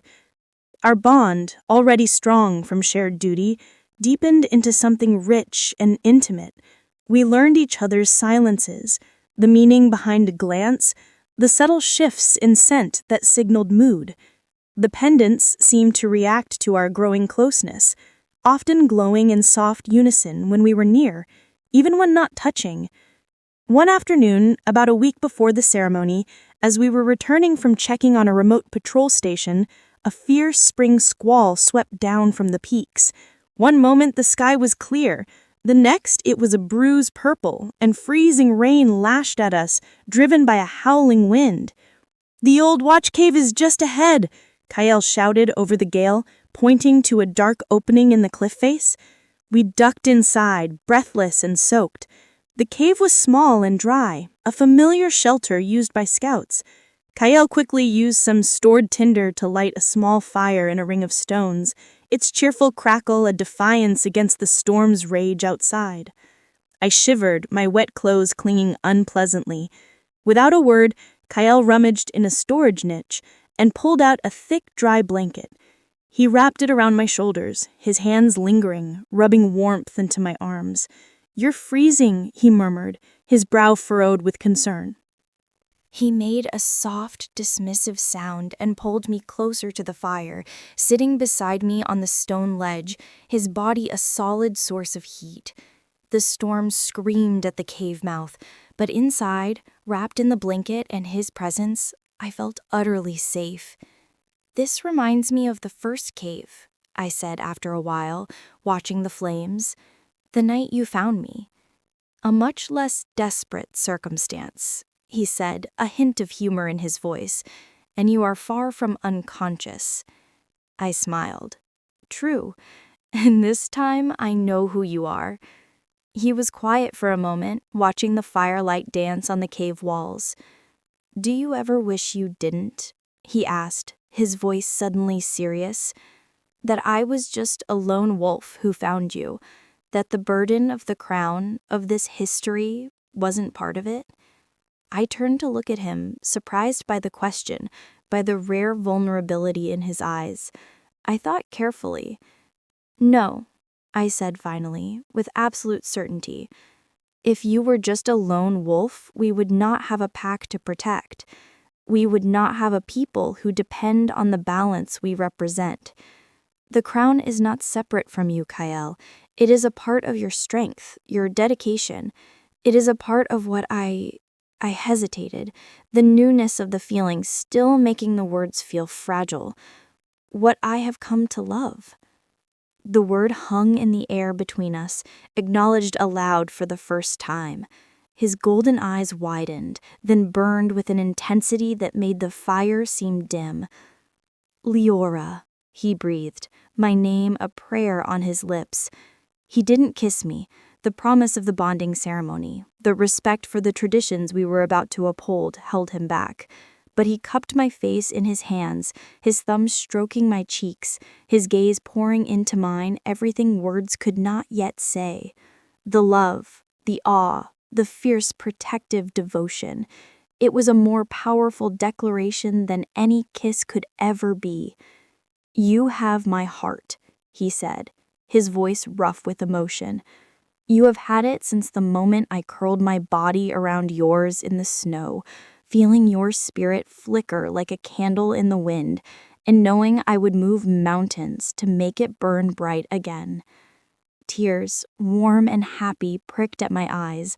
I covered his hands with mine. And you have mine. You saw me when I was invisible. You valued me when I was discarded.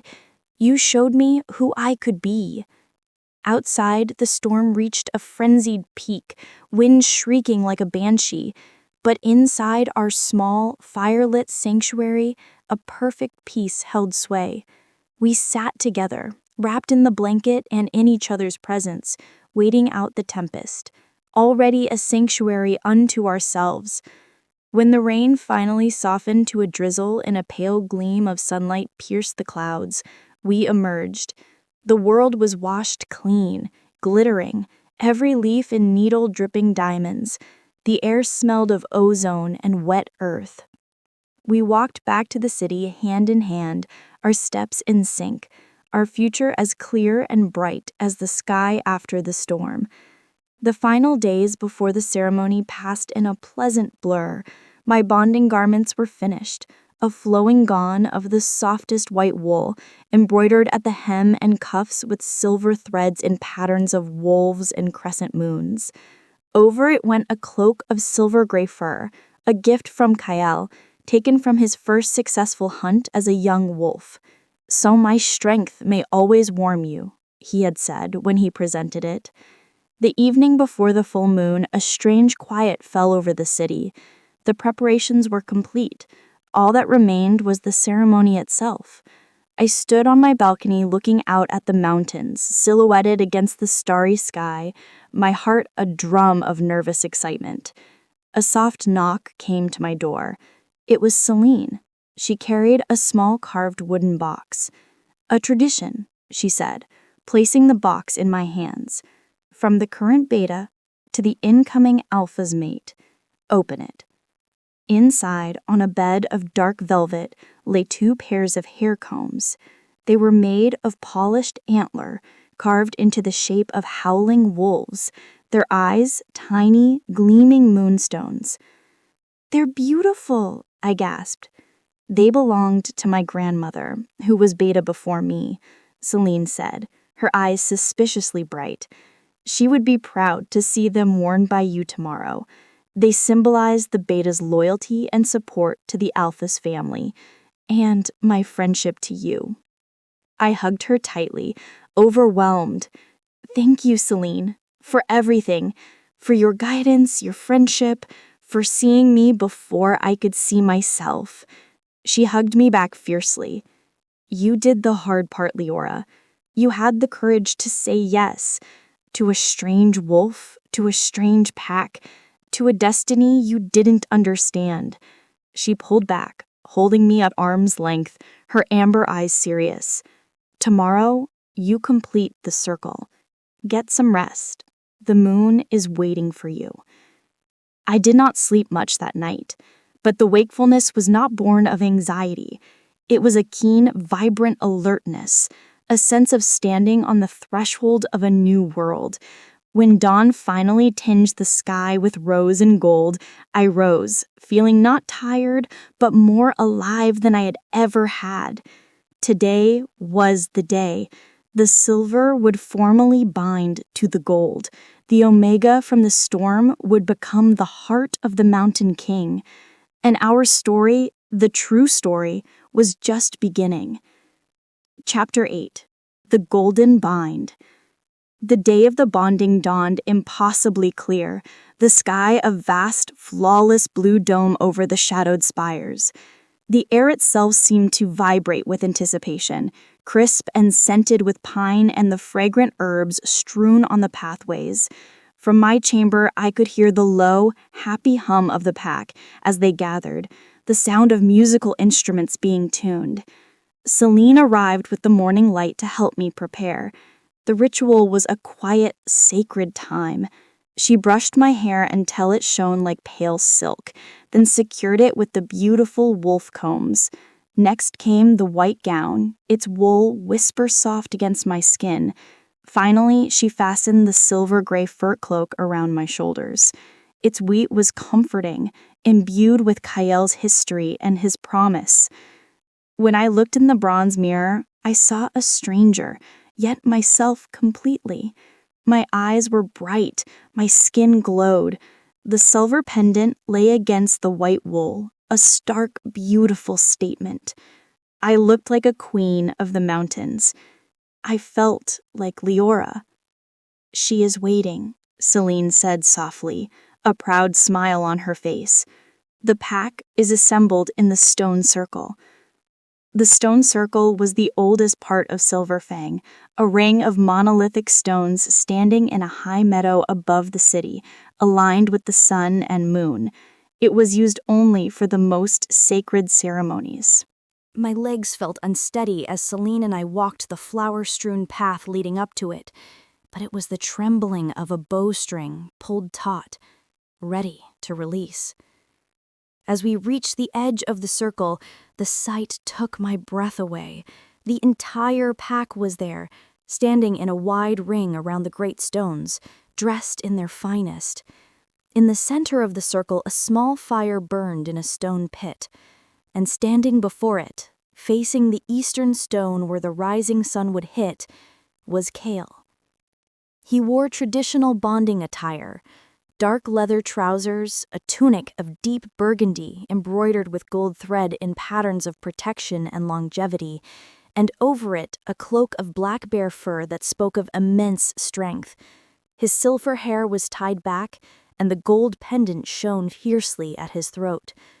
He stood utterly still, a figure of such potent, focused energy that the very air around him seemed to crystallize.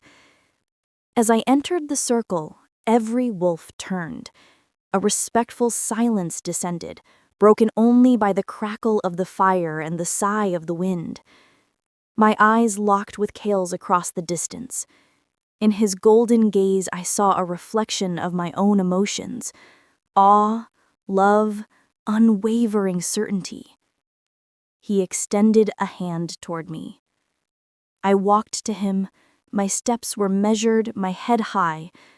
The pack parted before me, a sea of respectful, joyful faces. When I reached the center, I placed my hand in his.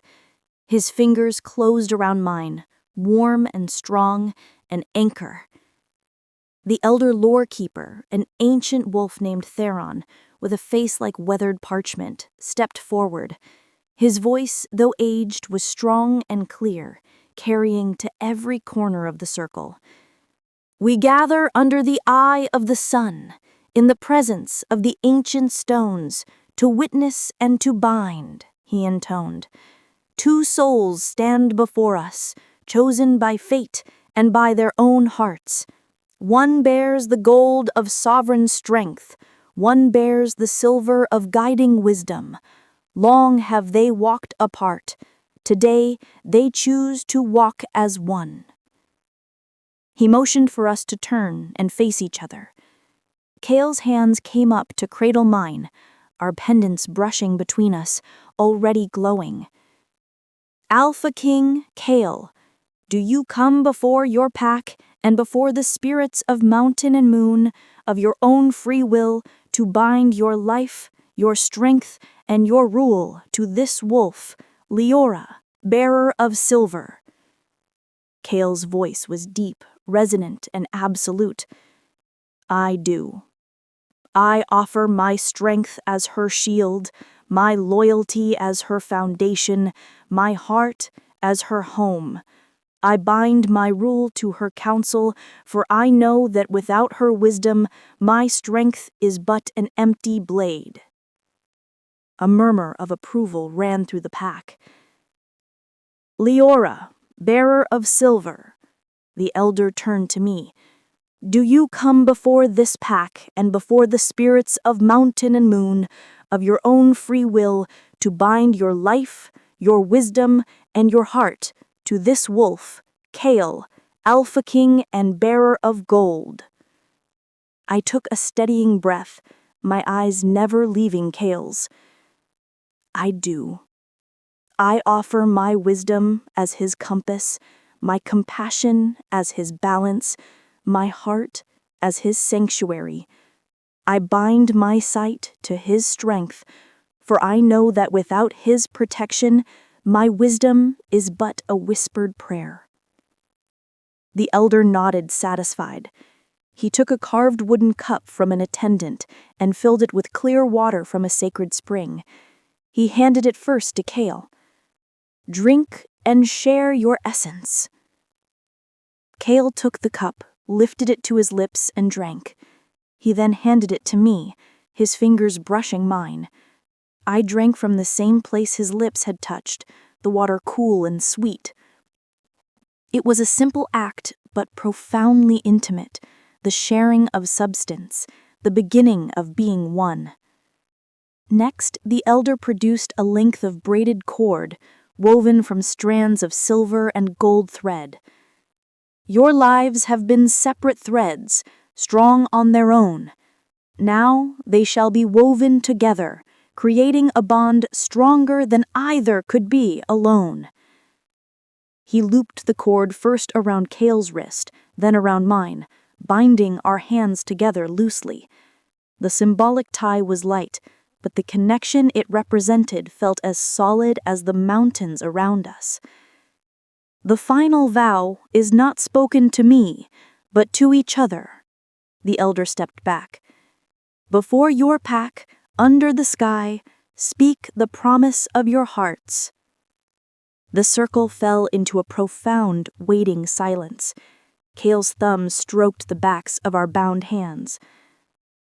"Leora," he began, his voice low but carrying to the farthest stone. "You are the missing piece of a world I thought was complete. You are the quiet truth after a century of noise. I vowed to honor you, to respect you, to seek your counsel in all things. I vow to be the shelter in your storm, the steady ground beneath your feet. My life is yours. My pack is yours. My forever is yours." Tears spilled freely down my cheeks now, but I smiled through them. I squeezed his hands. "Kael," I said, my voice clear and strong despite the emotion, "you are the answer to a call I didn't know I was making. You are the strength that allowed me to find my own. I vow to stand beside you, not behind you, to challenge you when needed, to support you always. I vow to be your clarity in confusion, your peace in turmoil. My heart is yours. My loyalty is yours. My forever is yours." As the last word left my lips, the pendants at our throats flared. Not a pulse, but a sustained, brilliant light, silver and gold beams that shot upward, intertwining like living vines before fading into the daylight. A collective gasp, then a roar of approval and howls of joy erupted from the pack. The sound was deafening, a wave of pure celebration that shook the ground. The elder stepped forward and carefully removed the braided cord from our wrists, but the bond it symbolized was now permanent, etched into our souls. Kael didn't hesitate. He pulled me into his arms, not for a passionate kiss, but for a deep, enveloping embrace. His face buried in my hair, his body trembling slightly with released emotion. I held him just as tightly, feeling the solid beat of his heart against mine, our pendants pressed together between us, warm and alive. We were bound. The celebration that followed was legendary. It flowed from the stone circle down into the city, a river of music, laughter, and feasting that lasted well into the night. We were swept along in it, accepting congratulations, sharing dances. Kael even led me in a slow, traditional circle dance, his movements surprisingly graceful, and simply basking in the united joy of our people. As the moon, full and magnificent, rose to crown the night, we slipped away, as was customary for a newly bonded pair. Our new dwelling was not the Alpha's formal chambers, but a separate, spacious home built into the cliffside, with a private balcony overlooking the valley. It had been prepared for us, a blend of his things and the new things made for me. We stood together on the balcony, watching the moon paint the world in silver. The sounds of the distant celebration were a soft, happy murmur. Kael's arm was around my waist. "Are you happy?" he asked quietly. I leaned my head against his shoulder. More than I knew it was possible to be. It feels complete, right.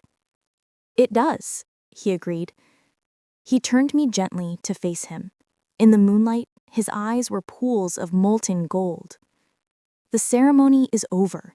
The pack has witnessed. But this," he brushed his knuckles down my cheek, "this is just for us." He bent his head, and finally, for the first time, his lips met mine. It was not a kiss of frantic passion, but of profound reverence and tenderness, a seal upon the vows we had spoken. It was a promise, a welcome, a beginning all in one. When we finally parted, breathless, the world had changed. The last veil between us had fallen. "Welcome home, my heart," he whispered against my lips. That night, in the quiet of our new home, with the moon as our witness, the bond of the pendants became the bond of soulmates. It was a night of whispered secrets and gentle discoveries, of laughter and quiet awe. It was the final, beautiful step in a journey that began with a howl in a storm. The rejected Omega and the lonely king were no more. There was only Kael and Leora, bound by gold and silver, by promise and by love, ready to face whatever future awaited their pack together. Chapter 9, Whispers on the Wind. The honeymoon period of our bonding was not a vacation, but a deepening. We settled into the rhythm of shared leadership with a new, effortless synchronicity. Mornings often began on our balcony, sharing tea as we discussed the day's agenda, a dispute between hunters, a request from the healers for more of a certain herb, the progress of the spring planting on the terraces. Our debates were lively but respectful, our different perspectives now blending into a stronger whole. The pack flourished under this renewed balance. There was a lightness in the air, a creativity that hadn't been present before. New ideas were welcomed. A young artisan proposed a more efficient design for the smokehouses. A hunter suggested a rotating schedule for the prime hunting grounds to prevent over-familiarity with prey. The sense that the Alpha and Silver were a united, approachable front fostered an atmosphere of trust and investment. One such morning, about a moon after the bonding, a scout returned from the eastern borders with more than just a routine report. Lion, a sharp-eyed wolf with a talent for reading tracks, requested an urgent audience. We received him in our dwelling's informal meeting room. His scent was of dust and distant rain, and his expression was tense. "Alpha, Silver Bearer," he said with a quick bow. "I was patrolling the eastern ridge, near the Blackwood where the northern ridge border runs close. A familiar cold knot formed in my stomach at the name. "Go on," Kael said neutrally. "I found signs of a camp. Recent. 2, maybe 3 nights old. Well hidden, but not by professionals. They tried to cover their fire pit, but the ash was still soft underneath." Lion's jaw tightened. "And I found this, caught on a thorn bush." He held out his hand. In his palm lay a strip of torn, dyed leather, the edge frayed. The dye was a particular, muddy green-brown color I knew too well. It was the color of the Northern Ridge Scout uniforms. Kael took the scrap, his fingers closing around it. "How many?" "From the tracks and the size of the fire remnant, a small party. No more than 5. They weren't hunting. The game trails were undisturbed around their site. They were watching." "Watching our border," I concluded, the chill spreading. "Ronan is keeping his promise. He's not forgotten." "It was only a matter of time," Kael said, his voice grim. He handed the leather back to Lion. "Double the patrols on the eastern approaches. Silent watch. I want to know if so much as a rabbit crosses from their side with unusual intent. But do not engage. Do not let them know we've seen them. Let them think they are invisible." "Yes, Alpha." And Lion departed with silent efficiency. When we were alone, Kael let out a slow breath, the controlled anger visible in the set of his shoulders. He is a fool, but a fool with fangs can still do damage. I moved to stand beside him, placing my hand on his arm. What is his goal? He can't possibly think to attack Silver Fang. "Not an attack, not yet," Kael mused, his golden eyes distant, calculating. "Or," he looked at me, a new suspicion darkening his gaze. "He may be looking for an opportunity, a moment that you are apart from the pack, from me, to snatch what he believes is his property." The thought was revolting, but not improbable. Ronan's pride was such that he might see stealing me back as the ultimate redress for the insult I had dealt him. "We won't give him an opportunity," I said firmly, though a thread of old fear wound through my resolve. Kael pulled me into a brief, fierce hug. "I know you won't, but this changes our calculus. Our peace is now under a shadow." He released me, his expression shifting to one of strategic focus. "We must be proactive. We have allies. It is time to call upon them." In the days that followed, the mood in Silver Fang shifted from serene prosperity to vigilant readiness. The increased patrols were subtle, but the warriors carried themselves with a new alertness. For the general pack, life continued as normal, but a whispered awareness of the Northern Ridge threat now lived alongside the spring blooms. Kael sent swift riders to our allies, Sunset Valley and the Mountain Shadow Pack to the north. The messages were not cries of help, but firm statements of fact and calls for solidarity. Northern Ridge probes our border. Their alpha's ambition threatens the stability of the region. We stand watch, be aware. The responses were encouraging. Theron of Sunset Valley sent back a pledge of support and increased patrols on his own shared border with Northern Ridge.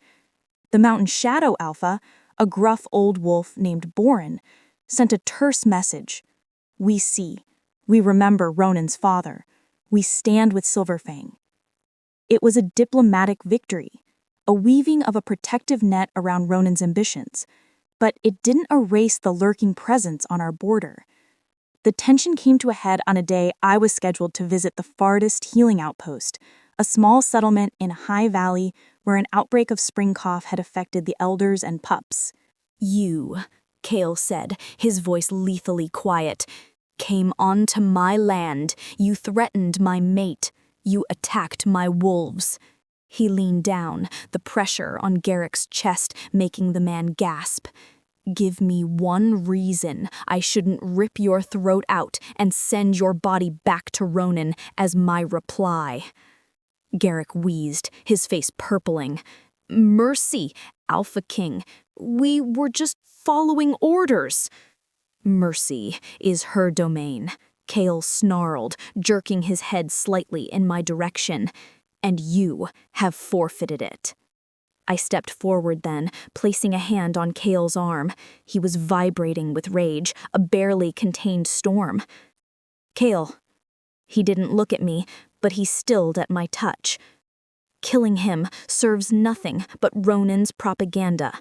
He will paint you as a monster and use it to rally his pack. Let him go. Let him carry a different message." Kael's jaw worked. The logical part of him knew I was right. The primal, protective part wanted blood. Slowly, he lifted his foot from Garrick's chest. The man scrambled back, coughing. "Get up," Kael commanded, his voice like cracking ice. Garrick and his battered companions stumbled to their feet, clutching their injuries. "You will go back to Ronan," Kael said, standing tall, every inch the terrifying Alpha King. "You will tell him this. His pawns have been swept from the board. His border is watched by Silver Fang, by Sunset Vale, by Mountain Shadow. His ambition is a sickness that will consume only himself. If he sends so much as a squirrel across my border again, I will not send back messengers. I will bring war to his doorstep, and I will tear his pack stone from stone until the only thing left of Northern Ridge is a memory wolves tell to frighten their pups. Do you understand?" Garrick nodded frantically, unable to speak. "Now," Kael said, his final word a whip crack. "Get out of my sight." They didn't need to be told twice.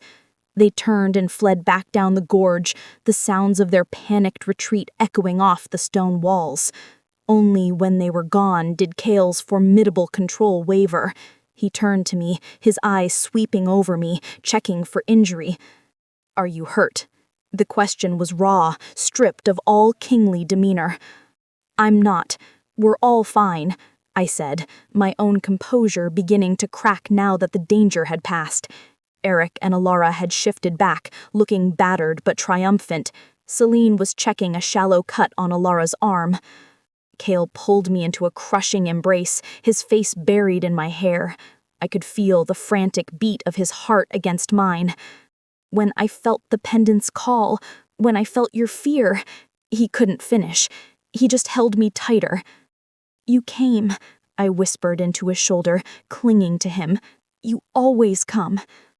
We returned to the city, not as a simple healing party, but as a victorious, if shaken, group. The story of the ambush and Kael's rescue spread quickly, solidifying the pack's unity and their awe of their alpha's might. But it also cemented the reality of the threat. That night, in the privacy of our home, the aftermath set in. Kael was quiet, brooding by the fire. I brought him a cup of tea and sat beside him. "You were right to spare them," I said softly. "A dead beta is a martyr. A terrified, humiliated beta is a testament to your power and your restraint." He took the cup, his fingers brushing mine. "I wasn't thinking of politics in that moment, Leora. I was thinking only of you, of the light of the pendant flaring, a signal of your distress. It was the most terrifying thing I have ever felt. The thought of losing you, it unravels me. It makes the king into a beast." I took his hand, lacing our fingers together. "The beast saved us today, but the king knew to listen to the silver. That is the balance." I leaned my head on his shoulder. "Ronan has made his move, and he has failed, spectacularly. He will be licking his wounds, and his pack will be questioning the wisdom of a leader who picks fights with mountains." A ghost of a smile touched Kael's lips. "You see the strategic advantage even in my rage." "I see us," I corrected, "working as we should. Your strength is my shelter. My counsel is your compass. today proved it, not just to the pack, but to our enemies. I looked into the fire, the events of the day replaying. They saw that the silver is not a passive symbol. It is a living part of Silver Fang's power, and they saw that to touch it is to invoke the wrath of the gold. Kael sighed, some of the tension leaving his shoulders. He pulled me closer. The shadow has not passed. It may grow darker before it lifts. But you are right. Today we stood together, and we were unbreakable. As we sat in the firelight, the bonded pendants resting together over our hearts, I knew the peace we had found was fragile, but it was defended, not just by walls and warriors, but by a bond stronger than any army roaming could muster. The whispers on the wind had carried a threat, and the mountains had answered with a roar. Our trial by fire had begun, and we had passed the first test. Chapter 10. The Council of Stone. The attempted ambush in the Whispering Gorge was a stone thrown into a still pond. The ripples spread far beyond Silver Fang's borders. Garrick's humiliation-fueled report to Ronan had the predictable effect, a blustering, furious response from the Northern Ridge Alpha, but no immediate further aggression. The show of force and the revealed alliance net had given him a pause. But the ripples also reached our allies, confirming the seriousness of the situation. A moon after the Gorge incident, riders arrived from both Sunset Vale and Mountain Shadow requesting a formal council of the allied packs. It was to be held at a neutral, ancient meeting ground known as the Council of Stone, a flat-topped mesa deep in the borderlands, marked by standing stones older than any living pack's memory. "They want to see our strength for themselves," Kael said, as we prepared for the journey. We were in the armory, and he was checking the straps on a set of light, articulated armor for me. It was a gift from the pack's master smith, beautifully crafted silvered steel that was surprisingly light and flexible, etched with protective runes. They want to look into Ronan's eyes and measure his madness, and they want to see you. Me? I asked, trying to get used to the feel of the cool metal on my shoulders. The returned silver bearer who faced down an ambush and helped turn it into a strategic victory, Celine said, entering as both beta and head healer. Your presence is a symbol, but your actions have given that symbol teeth. They will be curious, perhaps wary. We go not as supplicants, but as the cornerstone of this alliance, Kael stated, finally satisfied with the armor's fit. He stood before me, his hands on my shoulders. You will stand beside me as an equal. Your words will carry the weight of Silver Fang. Do not doubt yourself. I took a deep breath, the weight of the armor feeling like the weight of responsibility. I won't.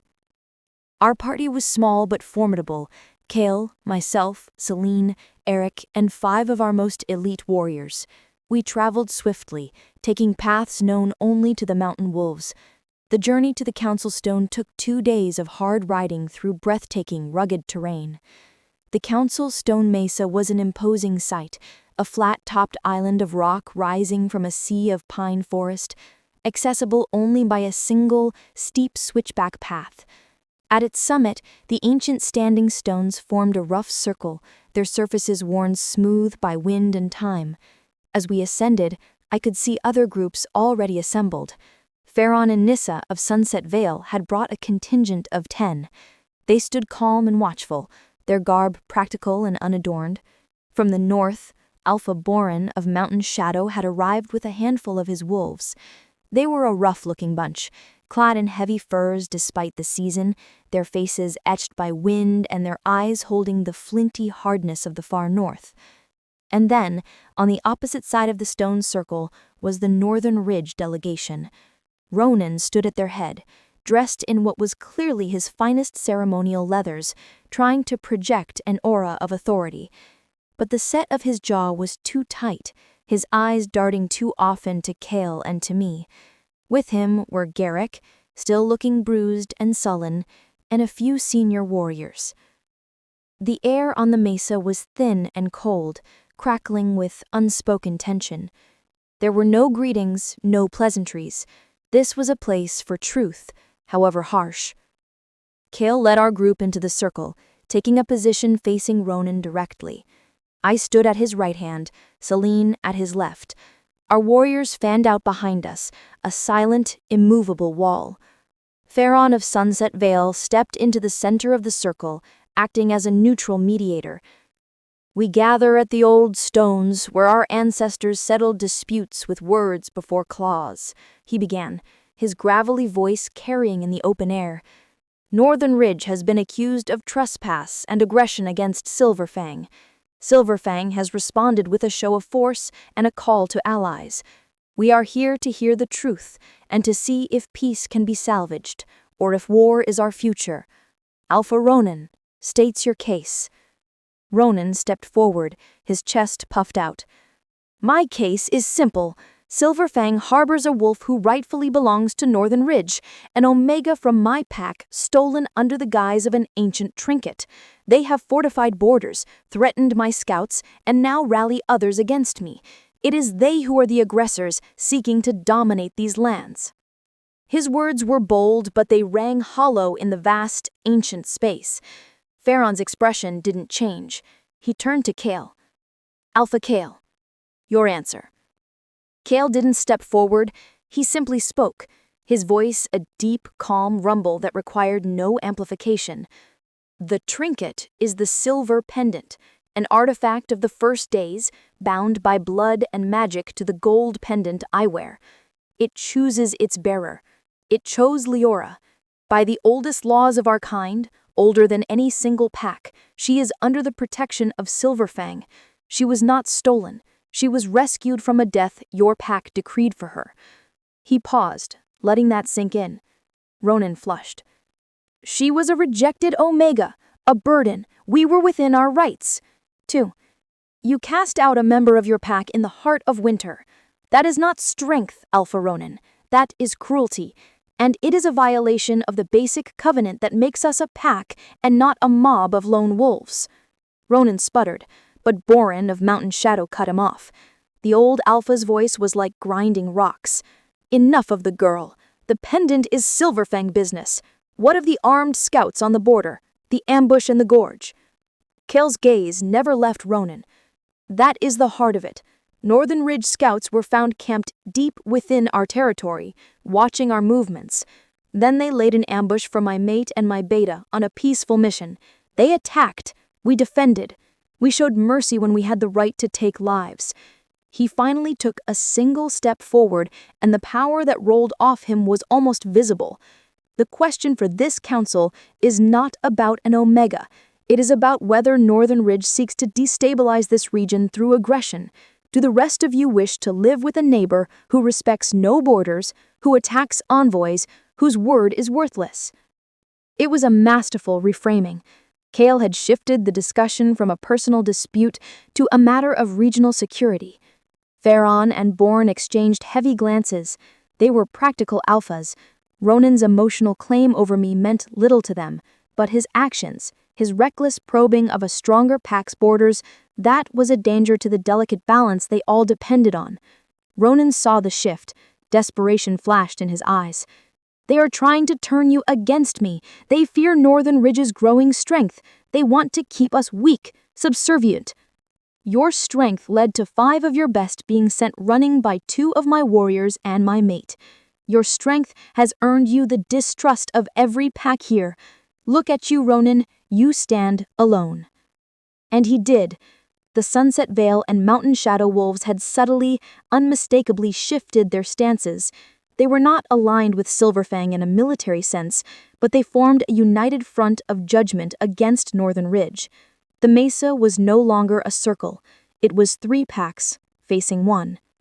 Ronan's face contorted with rage and humiliation. He looked from Pharaon's impassive face to Boren's stony one, finally to Kael's implacable gaze. His eyes landed on me, and the hatred there was a physical thing.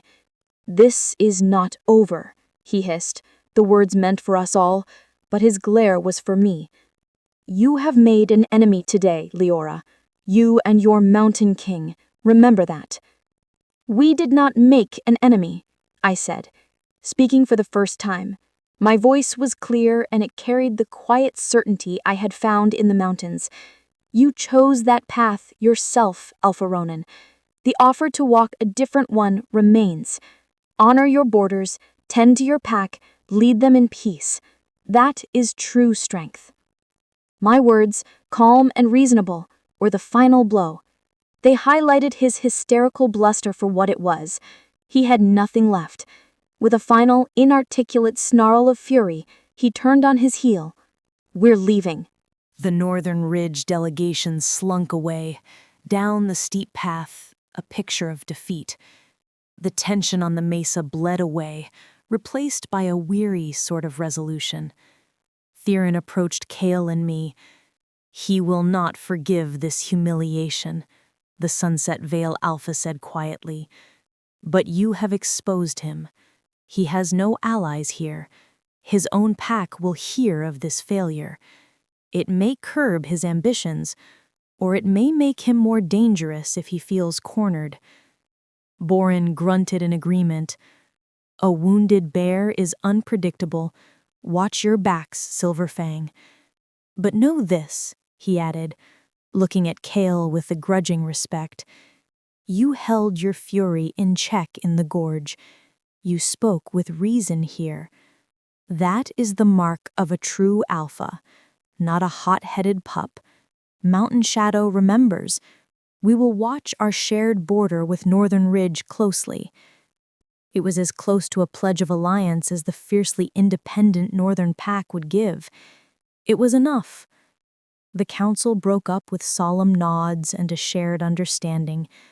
The threat was contained, for now. Ronin had been isolated, his aggression named and shamed before his peers.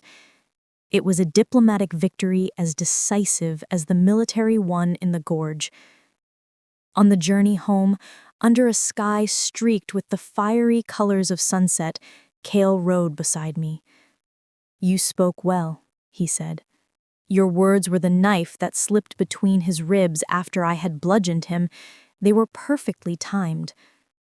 I just said what was true, I replied, though a warmth spread through me at his praise. He had no defense, so he attacked. It's all he knows. And now the other alphas know it too, Kael said with grim satisfaction. He is diminished. His power to do real harm is lessened. We have bought time and safety for our people. As we rode into the welcoming lights of the stone city that evening, I felt a profound sense of accomplishment. We had faced the first true test of our bonded rule, and we had prevailed without a full-scale war. We had used strength, wisdom, and diplomacy in equal measure. That night, as we stood on our balcony, the pendant felt like a medal, not a burden. The path ahead was still shrouded in the mists of the future, and Ronin's hatred was a smoldering ember that could yet flare. But for tonight, under a sky full of peaceful stars, we had peace. We had defended our home. Together. And that, for now, was everything.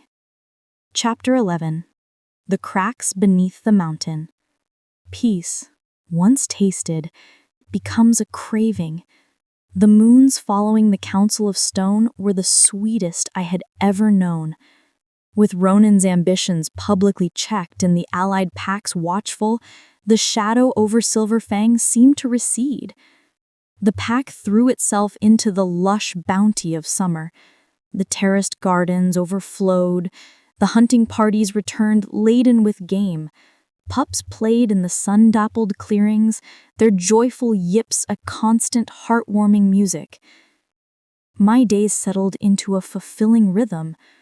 Mornings were for counsel and strategy with Kael. Afternoons I often worked alongside Celine in the healing lodge or walked the terraces with the growers, learning the names and uses of every herb and root. Evenings were for us. Quiet meals on our balcony, shared stories, or simply sitting in comfortable silence as the stars emerged. The bond between Kael and I deepened from the fiery intensity of new bonding into something steadier, a bedrock of mutual trust and understanding. We learned the map of each other's minds as intimately as the territory we guarded. I could predict his reaction to a scout's report. He could sense my concern over a diplomatic nuance before I voiced it. The pendants often glowed with a soft, contented light when we were near, as if pleased with the harmony they had fostered. Yet even in this golden time, I felt a subtle shift in Kael. A new pensiveness would sometimes cloud his golden eyes during our quiet moments. His gaze would drift to the highest, most remote peaks, and a faint tension would enter his shoulders, as if listening to a sound only he could hear. "What troubles you?" I asked one evening as we watched the last light gild the summit of the tallest spire, known as the King's Fang. He was silent for a long moment, his arm around me. "Do you feel it?" he asked finally, his voice low. "A tremble in the stone? A sigh in the deep places of the mountain?" I listened, attuning my senses. I felt the usual life of the pack, heartbeats, breaths, the soft hum of activity. I felt the wind in the pines, the distant rush of waterfalls. But beneath it all, like the lowest note in a chord, there was something else. Not a sound, but a vibration, a faint, uneasy pulse deep in the earth. I hadn't noticed it before, but now that he mentioned it, I could feel it thrumming up through the stone of our balcony. "I feel it now," I whispered, a thread of unease winding through me. "What is it?" "The heart of the mountain sleeps," he said, his expression grave. "But its sleep is not always peaceful. These peaks are old, Leora. They hold memories and magics deeper than our pack's history. Sometimes they stir. Is it dangerous? Not always. Often it passes like a dream. But when it is strong, it can unsettle the pack, affect the weaker shifts, cause landslips in the high passes." He looked down at me, his worry plain. "The last great stirring was a generation ago. It lasted a full cycle of the moon. It was a difficult time. A new responsibility, an intangible one, settled on my shoulders. What is my role as the silver bearer?" He said, "To be the calm, simply. Your connection to the pack, your groundedness, it acts as a counterweight to the mountain's unease. The alpha's strength secures the borders from external threat. The silver's steadiness anchors the pack's spirit from internal turmoil."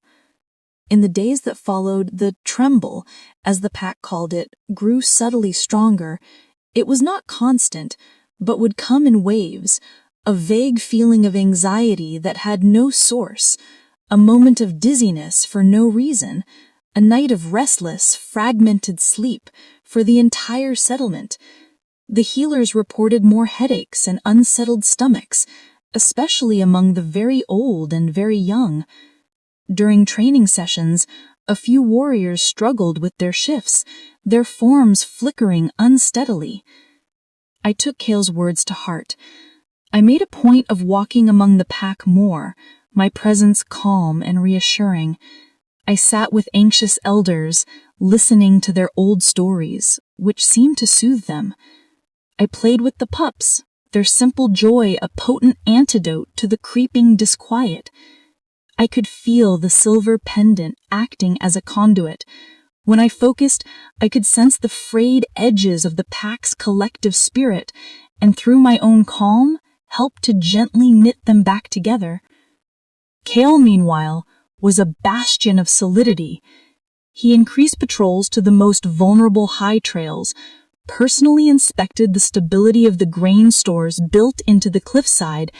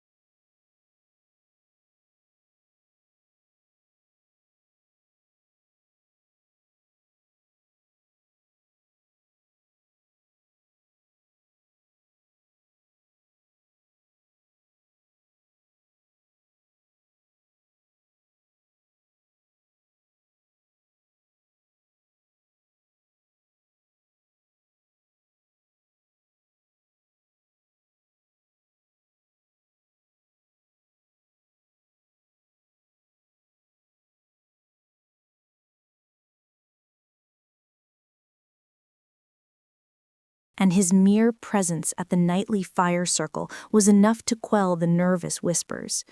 We were two pillars holding up the same roof, him by sheer, unshakable strength, me by providing the center that strength revolved around.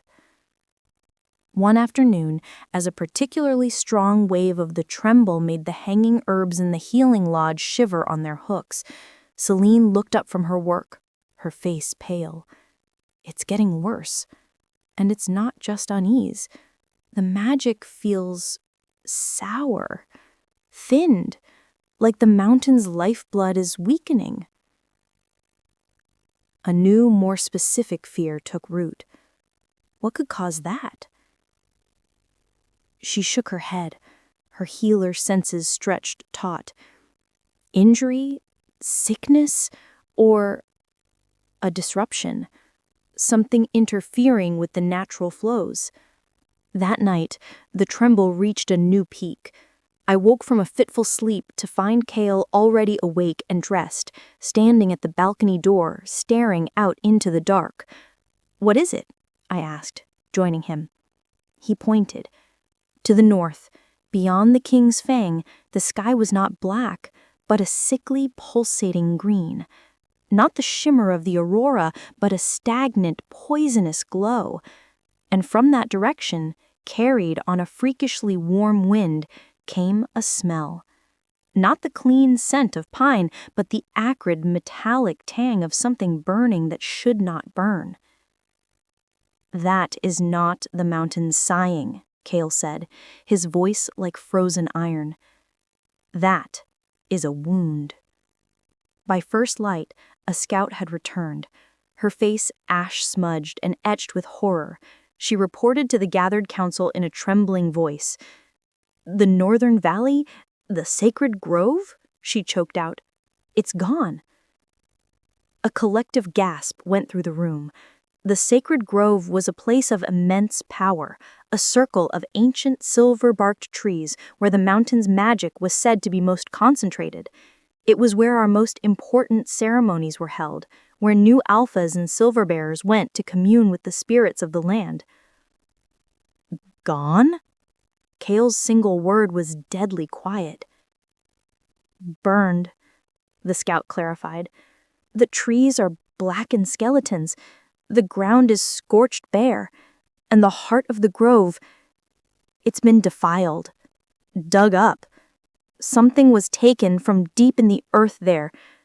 The air, it smells of that green fire and of blood." Rage, cold and purer than glacier ice, radiated from Kael, but beneath the rage was a shock so profound it silenced the room. To harm the sacred grove was not just an attack on Silver Fang, it was an attack on the mountain itself, on the source of the pack's strength and longevity. "Who?" Celine breathed, her hands clenched into fists. The scout shook her head. No tracks we could recognize. The fire and the digging, it masked everything. But the direction... She swallowed hard. The destruction leads back toward the edge of our territory, toward the badlands that border Northern Ridge. The name hung in the air, unspoken but deafening. Ronan. It had to be. This was no border skirmish, no attempt at kidnapping. This was an act of profound spiritual violence, an attack meant not just to harm, but to cripple, to poison the very wellspring of Silver Fang's power. The tremble in the mountain, the sour magic, the pack's unease, it all made terrible sense now. The mountain was bleeding. Kael stood. The air in the council chamber grew heavy, pressurized with his fury. "This is a declaration of war unlike any other," he said, each word dropping like a stone. "He seeks not to defeat us in battle, but to strangle our spirit, to sicken our home from within." He turned to me, and in his eyes, I saw the king who had ruled for a century, who had faced countless threats, but I also saw the wolf whose soul was tied to these stones and the pain of a deep personal violation. The balance is shattered, Leora. The mountain's pain is our pain. We cannot simply guard against this. We must heal it, and we must punish the hand that wrought it. The peace was over. The cracks beneath the mountain had been torn wide open, not by nature, but by a hatred so vile it sought to murder the land itself. Our enemy was no longer just at our gates. He had reached inside and poisoned our heart. And as the sickly green glow on the northern horizon faded with the dawn, leaving only a stain of dread, I knew our greatest trial had just begun. We were no longer fighting for territory or even for our lives. We were fighting for the soul of our home. Chapter 12. The Poisoned Well. The news of the desecration spread through Silver Fang like a chilling frost, killing the last vestiges of summer's joy. The pack's mood shifted from unease to a grim, burning anger. The mountain's tremble was now felt as a shared heartbeat of outrage and grief. Kael moved with a terrifying, focused efficiency. While warriors were dispatched to secure the scorched grove and look for any clue, and scouts were sent to watch the Badlands with hawk-like intensity, he summoned the pack's lore keepers and elders. We gathered in the great hall, the fire pit burning low. The ancient ones, their faces maps of long years, carried an air of deep sorrow.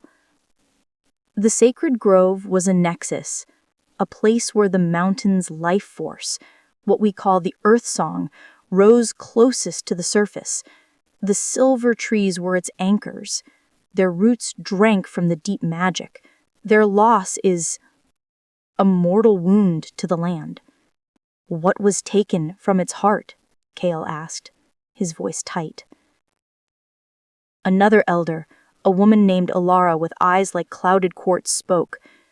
"There are legends of a heartstone, a crystal formed from the purest essence of the earth song.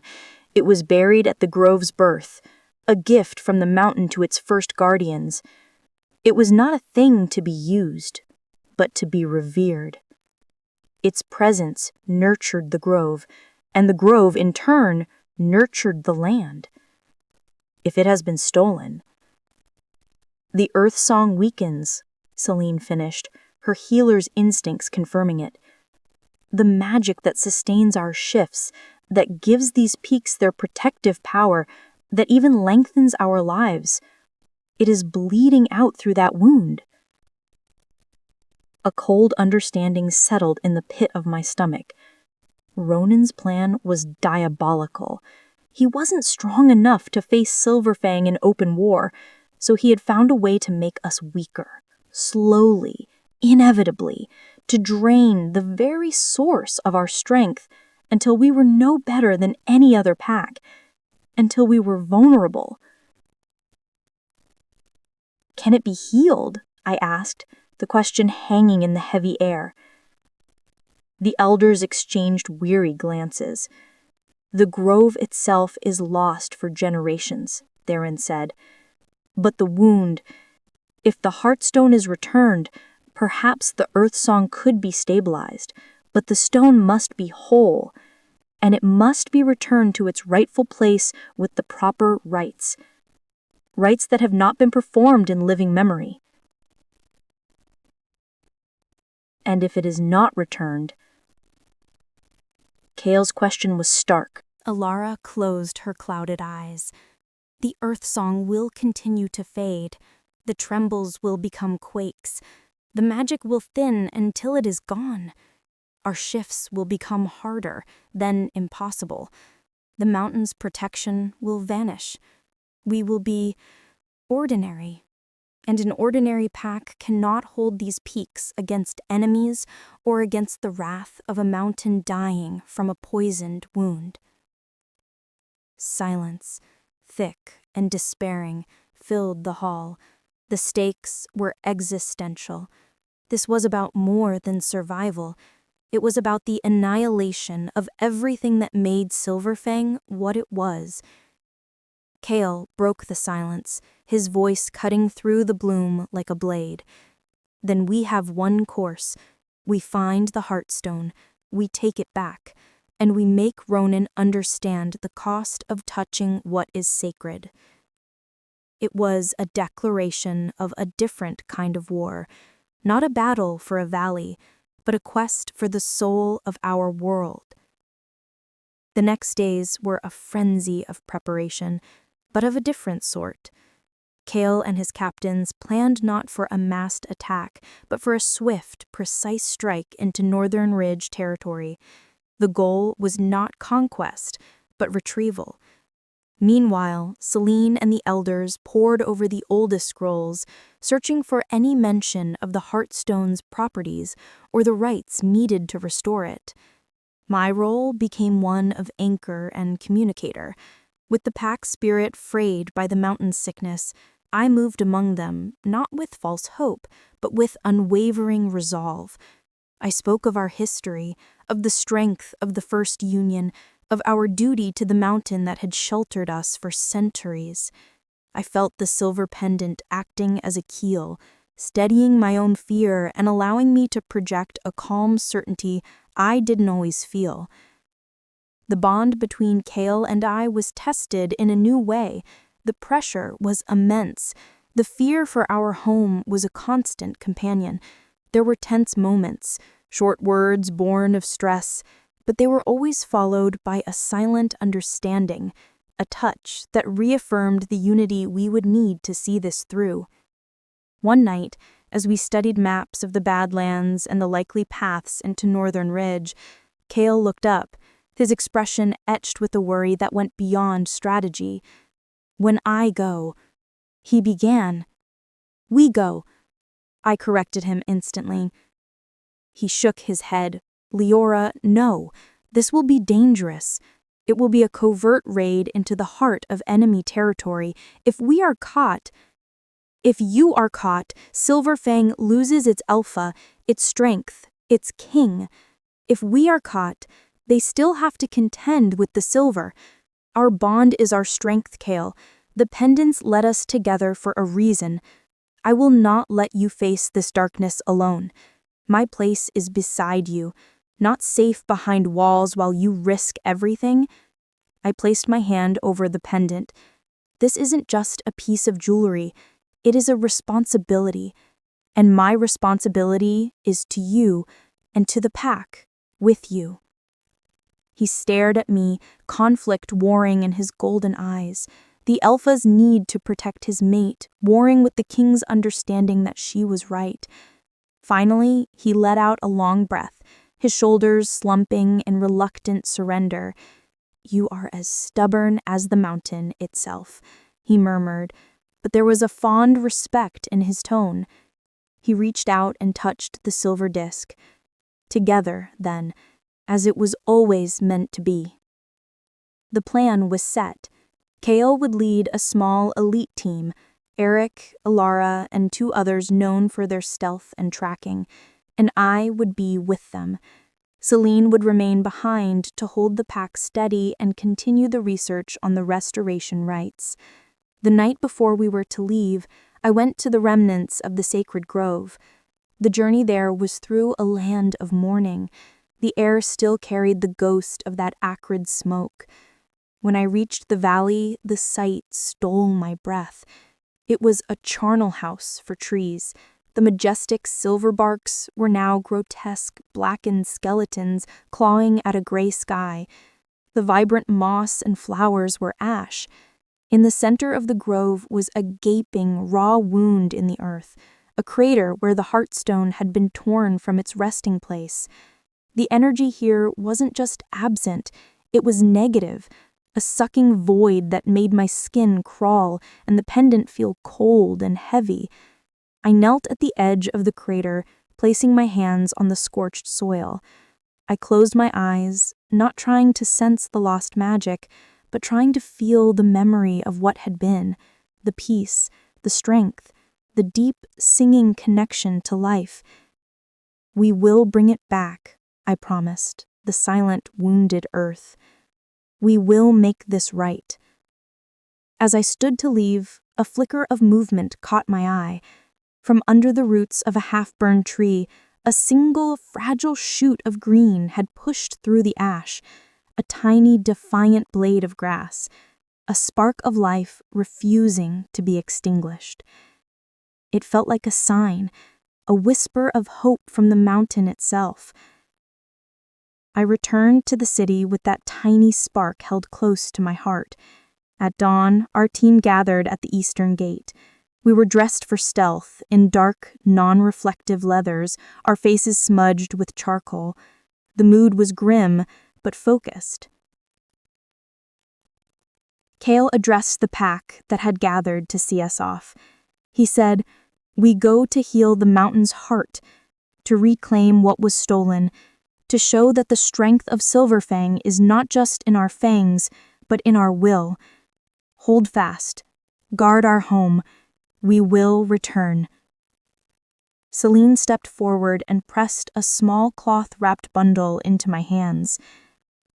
"Mountain sage and moonwort, to mask your scent completely, and for the stone if you find it. This cloth is woven with threads blessed under a full moon. It may help contain its disrupted energy." I hugged her tightly. "Keep the hearth fire burning." Then I turned to Kael. He looked every inch the warrior king, but his eyes held only love and fierce determination when he looked at me. No words were needed. The pendants at our throats gave a simultaneous, soft pulse. Together, we turned and slipped into the forest, leaving the stone city behind. We were a needle threading into the dark fabric of the enemy's land, guided by a spark of green in the ashes and a bond of gold and silver that refused to break. The quest for the Heartstone had begun. Chapter 13. Into the Lion's Den. The Badlands lived up to their name. It was a jagged, desolate place where the fertile magic of the mountains gave way to sparse, thorny scrub and skeletal rock formations. The air was dry and carried a metallic taste. It was a perfect buffer zone, harsh enough that neither pack laid permanent claim to it, but riddled with hidden passes and canyons used by scouts and, now, saboteurs. We moved like shadows, Kael in the lead, his senses stretched to their limits. Eric and Leora flanked us, their eyes missing nothing. The 2 other warriors, Thin and Riven, brought up the rear, erasing our trail as we went. I focused on keeping my breathing even, my steps silent, and my own senses tuned to the subtle pull of the pendant. It felt dull here, muted by the land's poverty and the distance from the mountain's wounded heart. For 2 days and nights, we traveled under the cover of darkness, resting in hidden crevices during the day. We saw signs of recent Northern Ridge patrols, a discarded water skin, the remains of a cold fire, but avoided them with ease. Ronan's confidence, it seemed, had made him sloppy. He likely believed his poison was working, and that Silver Fang was too busy sickening to strike back. On the third night, we reached the edge of Northern Ridge territory. From a high, rocky bluff, we looked down into a wide forested valley. Unlike the ordered stone city of Silver Fang, Northern Ridge's settlement was a sprawling collection of wooden lodges and palisades around a central meeting hall. Fires burned, and the sounds of a boisterous, unconcerned pack drifted up. Laughter, the clang of a smithy, the barking of dogs. The normalcy of it was an insult. The arrogance, Eric muttered, his voice a low growl. Where would he keep it? Alara asked, her eyes scanning the layout. Not Miopen, somewhere he thinks is secure, guarded. Kael's gaze was fixed on the largest lodge, near the center, flying Ronan's personal banner, a snarling wolf's head on a green field. There, his den, his trophy room. His jaw tightened. He would want it close, to gloat over.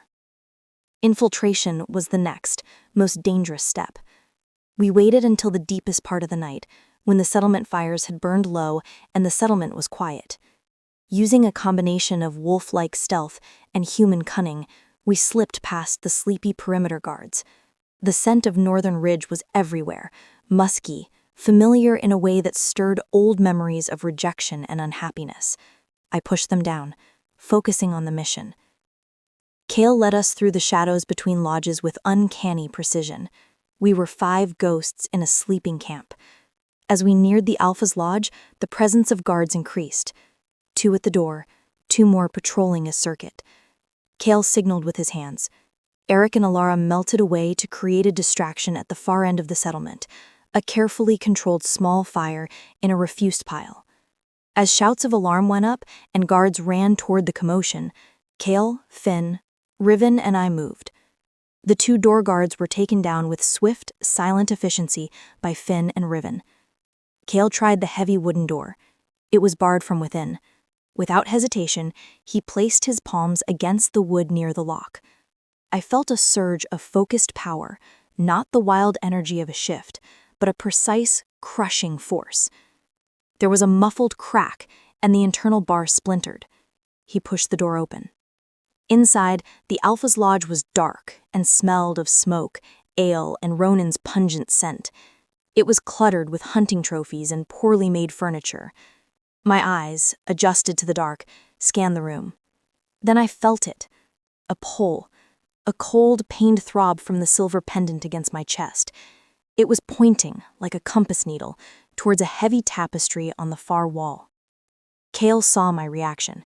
He crossed the room and pulled the tapestry aside. Behind it was a hidden niche, and within that niche, resting on a cushion of stolen velvet, was the heartstone. It was both beautiful and terrible to behold. It was about the size of a human heart, its crystalline structure intricate and complex. It should have glowed with a soft, inner light, a pulse of healthy earth magic. Instead, it was murky, its core clouded with streaks of ugly black and green. A faint, sickly light emanated from it, and the air around it hummed with a discordant, painful vibration. It was the stone, but it was poisoned by the violence of its theft and the vile intent of its keeper. The defilement is on the stone itself, I whispered, horror mingling with fury. Kael reached for it, but I caught his wrist. Wait, it's hurting. Its energy is chaotic. Remembering Celine's gift, I pulled out the moon-blessed cloth. Wrapping my hands in it, I carefully, reverently, lifted the heartstone from its cushion. The moment my skin, even through the cloth, made contact, a jolt went through me. Not pain, but a wave of profound, grieving sorrow, mixed with a desperate, fading hope. Images flashed in my mind. The cool darkness of the earth, the gentle touch of silver roots, the joyful song of the mountain's magic, then searing green fire, brutal hands, the agony of rupture. The stone was not an object. It was a living piece of the mountain spirit, and it was in torment. Tears stung my eyes. "We need to go, now." We turned to leave, the stone safely wrapped and secured in my pack. But as we reached the doorway, a figure filled it, blocking the moonlight. Ronan. He was disheveled, clearly roused from sleep, but his eyes were alight with a feverish triumph. He held a heavy, wickedly barbed spear. "I knew you'd come," he sneered, his voice thick with malice. "The great Alpha King, skulking in the night like a thief. And you brought the defective Omega with you. Sentimental." Kael stepped in front of me, his body a shield. "You have committed a crime against the earth itself, Ronan. The stone is not yours. Your pathetic attempt to cripple us ends tonight." Ronan's laugh was brittle. "Cripple you? I'm not crippling you, you relic. I'm making you obsolete. When the magic fades from your precious peaks, what will you be? Just another pack. And I will be the one who wielded the power to topple a legend." His eyes flicked to the pack on my back. "And now you've delivered it back to me. After I kill you, I'll take it again. I'll grind it to dust and scatter it to the winds. Let your mountains scream then." He lunged, not at Kael, but past him, the spear aiming for me. Kael moved with blinding speed, knocking the thrust aside with his forearm, the barbs tearing leather and skin. He didn't make a sound. In the same motion, he drove his shoulder into Ronan's chest, sending the younger Alpha stumbling back into the central room. The fight was brutal and silent, confined to the lodge. Ronan was strong, fueled by hatred and a desperate need to prove himself, but Kael was a century of refined combat, his movements economical, lethal. He was a storm of controlled fury. He disarmed Ronan, the spear clattering across the floor. He blocked every wild swing, every vicious kick. But Ronan was not fighting to win a fair duel. As Kael had him pinned against a heavy table, Ronan's hand scrabbled at his belt and came up with a crude, black-bladed dagger. It wasn't steel, it was obsidian, and it gleamed with the same sickly green residue that had poisoned the grove. "A little souvenir from my digging," Ronan gasped, slashing upward. Kael jerked back, but the tip of the dagger scored a line across his ribs. It was a shallow cut, but the effect was instantaneous. Kael hissed, a sound of real pain, and staggered back. The skin around the cut immediately blackened, and veins of that same vile green began to spider out from the wound. Poison, magic poison, meant to mimic and accelerate the mountain sickness. "Kael!" I cried, starting forward. "Stay back," he commanded, his voice strained. He clutched his side, his face pale. Ronan saw his opening. He snatched up his fallen spear and advanced, a predator moving in for the kill. The old king falls, and a new legend begins. My fear crystallized into a cold, sharp point. This was not a time for the Silver Bearer's calm counsel. This was a time for the mate's fury, for the wolf's instinct to protect its own. The pendant at my throat, reacting to Kael's pain, and the proximity of the wounded heartstone, blazed with a silver light so bright it lit the entire lodge. I didn't think. I shifted. It was not the deliberate, practiced shift of the training grounds. It was an explosion of protective rage. One moment I was Leora. The next, I was a wolf of pure, blazing silver white, my form larger and more powerful than it had ever been before. A snarl ripped from my throat, a sound that held the echo of the mountain's grief and my own boundless love. I launched myself between Ronan and Kael. Ronan's eyes widened in shock. He tried to bring the spear around, but I was faster. My jaws closed on the spear shaft just below the head, and I wrenched it from his grasp with a powerful twist of my neck, snapping the seasoned wood like a twig. I didn't attack him. I stood over Kael, my body a barrier, my lips pulled back from my fangs in a silent, deadly promise. The sight of the legendary Silver Bearer in her full, radiant wolf form defending her poisoned mate broke the last of Ronan's courage. The arrogant alpha was gone, replaced by a frightened man facing a force of nature he could not comprehend. Shouts came from outside.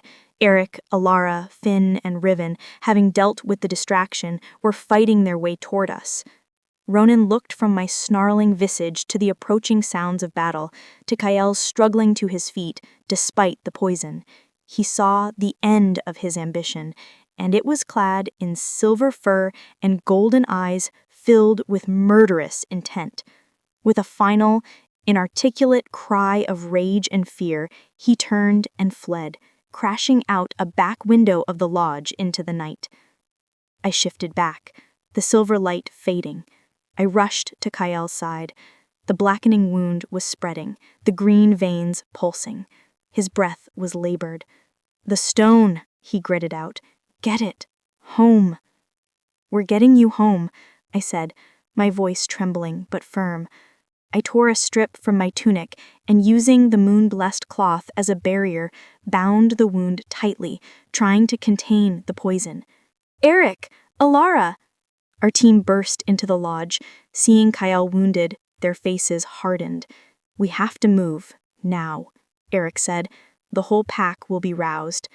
Supported by Finn and Riven, Kael managed to stand. We fled the Northern Ridge settlement as the alarm bells finally began to ring in earnest. We had the Heartstone, but we had paid a price. The race was no longer just against time to heal the mountain. It was a race to save our king. Chapter 14. The Healing Rite. The journey back through the Badlands was a nightmare of urgency and dread. Kael grew weaker with each passing hour.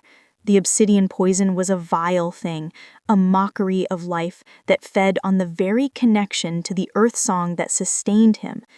He couldn't shift. The attempt sent spasms of agony through him. He leaned heavily on Finn and Riven, his face gray with pain, his golden eyes dimmed. I walked beside him, my hand on his arm, the wrapped Heartstone a heavy, painful weight in my pack. Its discordant hum seemed to react to Kael's deteriorating state, pulsing in time with his shallow breaths. The pendant at my skin felt like ice. We moved as fast as we could, but it wasn't fast enough.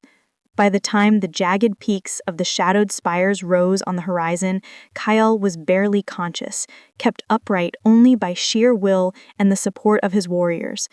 The green veins had spread across his torso, a sinister map of his suffering. A scout must have seen us, for as we stumbled into the foothills, a party from Silver Fang descended to meet us. Celine was at its head, her healer's kit in hand. Her face went ashen when she saw Kael. "Get him to the healing lodge, now!" she commanded, her voice sharp with fear. They made a litter of spears and cloaks and carried him the rest of the way. I ran beside him, my hand clutching his, whispering promises I wasn't sure I could keep. The pack gathered, their faces etched with a new terror. The invincible alpha felled not by a warrior's clean blow, but by a coward's venom. In the healing lodge, Celine worked with frantic skill. She applied poultices of strongest anti-venom herbs, chanted cleansing spells, but the black wound only seemed to drink the medicines, the green veins continuing their slow, relentless crawl. The poison was magical, attuned to the earth song's corruption. As long as the mountain is wounded, this poison has a source. "I can slow it, but I cannot stop it," Celine said, despair in her voice as she wiped sweat from her brow. Kael's eyes fluttered open, finding mine. The pain in them was immense, but his focus was absolute. "The stone," he whispered, his voice a ragged thread. "The rite must be now." He was right. Healing the mountain was the only thing that could purge the poison from his blood, but he was in no condition to perform any rite. He could barely speak. The elders were summoned. They looked at the dying king, then looked at the wrapped, poisoned Heartstone I placed on the table, then looked at me. "The rites are for the Alpha and the Silver together," Theron the Lorekeeper said. his voice heavy. They require the channeling of the pack's united strength, focused through the bearers of the pendants. With the alpha incapacitated, "Then I will do it," I said, the words leaving my lips before I had fully thought them through. I am the silver bearer. The pack's strength flows to me too. And our bond, I looked at Kael, at our linked hands. Our bond is the conduit. Even now, I can feel him. I can use that. I have to. The elders exchanged doubtful, fearful glances. It was unprecedented. The silver, acting alone, it went against old tradition. "The mountain's wound is too great," Leora the elder murmured.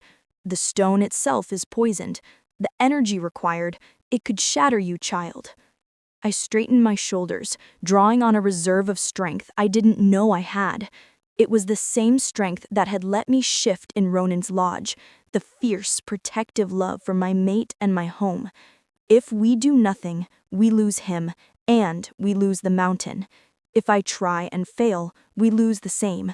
But if I try and succeed, I looked at each of them. I am not Lyra of the First Union. I am Leora, the Omega who was saved, and I will not let my pack, my mate, or my mountain die without a fight. Tell me what to do." There was a long, tense silence. Then Theron nodded slowly, a spark of reluctant respect in his old eyes.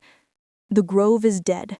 The rite must be performed at the next best nexus, the moon pool, at the mountain's base. It is a place of cleansing water, connected to deep springs. At moonrise, when the silver light is strongest," he turned to Selene, "gather the pack, every wolf from the eldest to the youngest pup. Their focused will, their love for their alpha and their home, will be the fuel." He turned back to me. "You, bearer of silver, must be the lens. You must take the poisoned stone into the pool. You must call upon your bond with the alpha, even in his weakness. You must channel the pack's united spirit and pour it, along with your own love and your own strength, into the stone, forcing out the poison, begging the mountain to accept its heart back. It will be agony." I didn't flinch. "Tell me the words. Tell me the steps." As twilight descended, the entire pack of Silver Fang gathered in solemn silence around the sacred moon pool. It was a natural basin of crystalline water, fed by a waterfall, the surface already beginning to shimmer with the reflected light of the rising moon. Torches were placed in a wide ring, their light a humble echo of the celestial glow. Kael was laid on a litter at the pool's edge, so he could be part of the circle. He was awake, his eyes following me, a silent torrent of love and encouragement flowing from his gaze to my heart. I stood at the water's edge, wearing only a simple white shift.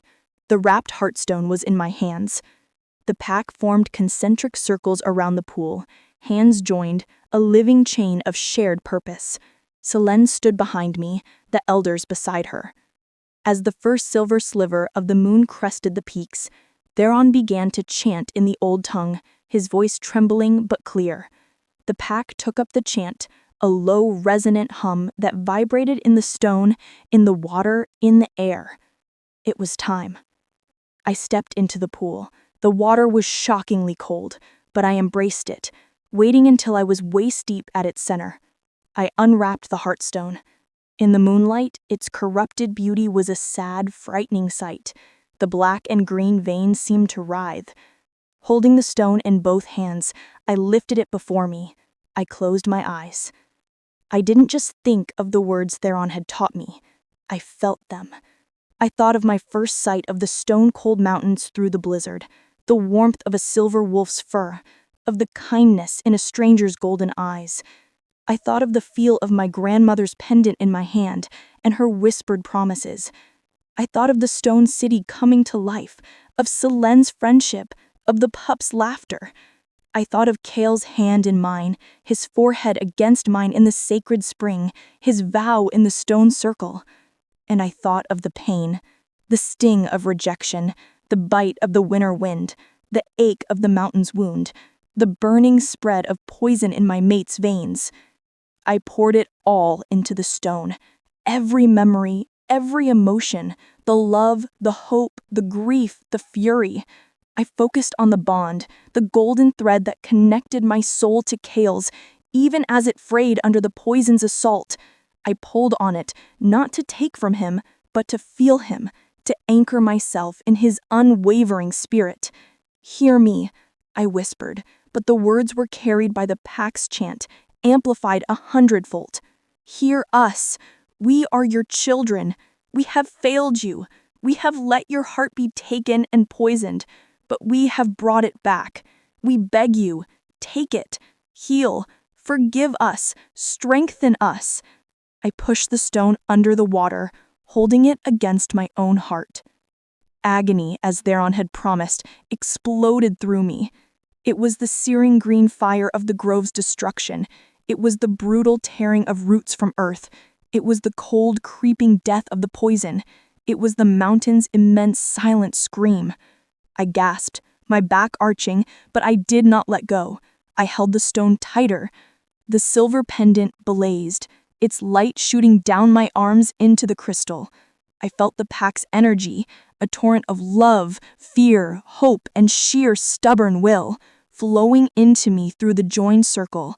I was the conduit. The pain was a river threatening to drown me, but their strength was the banks that held it. "Please," I sobbed, the word a prayer. For him, for them, for our home. I focused everything on Kael, on the memory of his strength, on the feel of his heartbeat under my hand, on the love that had turned a rejected Omega into a queen. I imagined that love as a pure silver gold light flowing from me, through the bond into him, fighting the black and green tendrils. Something shifted. The discordant hum of the stone began to change. The ugly green light within it flickered. A single pure point of silver light appeared in its very core, like a star being born in a polluted sky. The pack's chant grew louder, more fervent. The moon's light seemed to intensify, pouring into the pool, into me, into the stone. The black veins began to recede, dissolving like ink in clean water. The green poison withered, fading. The stone's murkiness cleared, becoming translucent, then radiant. A warm, golden white light, healthy and alive, began to pulse from within it, beating in time with my own heart, with the pack's chant, with the very rhythm of the earth. The agony receded, replaced by a flood of overwhelming, ecstatic warmth. It was the feeling of roots digging deep into rich soil, of sunlight on leaves, of a deep, contented sigh from the bones of the world. The heartstone was healed, and as its pure light washed over the pool, over the pack, it touched Kael on his litter. The blackened wound on his side smoked, not with the stench of poison, but with the clean scent of ozone. The green veins shattered like glass and vanished. Color returned to his face. His eyes flew open, and they were once more the brilliant, clear gold I loved. The connection between us flared, stronger than ever. A completed circuit of power and love. The gold and silver pendants shone like twin suns. I rose from the pool, the now glorious heartstone held aloft in my hands, its light bathing everyone in its healing radiance. A cheer erupted from the pack, a raw, joyful sound of release and triumph that echoed off the mountainsides. Kael pushed himself up from the litter, strong and whole. He walked into the pool to meet me. He took my face in his hands, his eyes searching mine, seeing the exhaustion, the lingering echoes of pain, but also the unbreakable strength. "My heart," he whispered, his voice thick with emotion. "My silver, my queen." He didn't kiss me then. He simply rested his forehead against mine, as we had in the spring, as the healed light of the mountain's heart washed over us, and the triumphant howls of our pack rose to the victorious moon. The wound was closed, the poison was purged. The balance was restored, not just maintained, but reforged in the fires of sacrifice and love. We had faced the end of everything, and we had not faltered. Chapter 15. The Howl that started a legend. The days that followed were a slow, sweet unspooling of relief and celebration. The tremble in the mountain ceased, replaced by a deep, steady hum of robust health. The air tasted cleaner, the scents of pine and wildflower sharper. The pack's shifts became effortless again, their eyes brighter, their spirits lighter. Silver Fang was not just saved, it was revitalized, its bond to the land stronger for having been tested and healed. Kael's recovery was swift and complete. The poison left no scar, physical or otherwise. If anything, the ordeal seemed to have burnished him, stripping away the last vestiges of the lonely king and leaving in his place a ruler whose strength was now inextricably woven with gratitude and a profound, renewed love for his pack and his mate. We returned the healed heartstone to the sacred grove. There was no grand ceremony this time, just the two of us and the elders. We placed it back into the earth at the center of the scorched circle. The ground was still barren, but as we covered the stone with soil blessed by the moon pool's waters, I felt a promise from the earth, a promise of slow, sure regrowth. The tiny green shoot I had seen was just the beginning. News, of course, traveled. The story of the raid, the poisoned king, and the silver bear's solo healing rite under the moon became legend overnight, not just within Silver Fang, but across the territory. Envoys from Sunset Vale and Mountain Shadow returned, their respect now tinged with awe. They brought gifts and firm pledges of lasting alliance, recognizing that Silver Fang's power was not diminished, but transformed, tempered by compassion and proven in the crucible of sacrifice and love. We had faced the end of everything, and we had not faltered. One evening, a full moon after the healing, Kael and I stood once more on the high watchtower. The stone city below glowed with peaceful firelight. The mountain stood silent and strong around us, a loyal guardian. "It is done," Kael said softly, his arm around me. "The storm we weathered, it has passed." I leaned into him, watching the moon's path across the starry sky. "It feels like a dream. That scared girl in the blizzard, was that really me?" "She was always you," he said, turning me to face him. His golden eyes were soft. The strength, the courage, the heart, it was all there, buried under lies and fear. The storm didn't create you, Leora. It revealed you, to me, and to yourself. He reached up and touched the silver pendant at my throat, then his own gold one.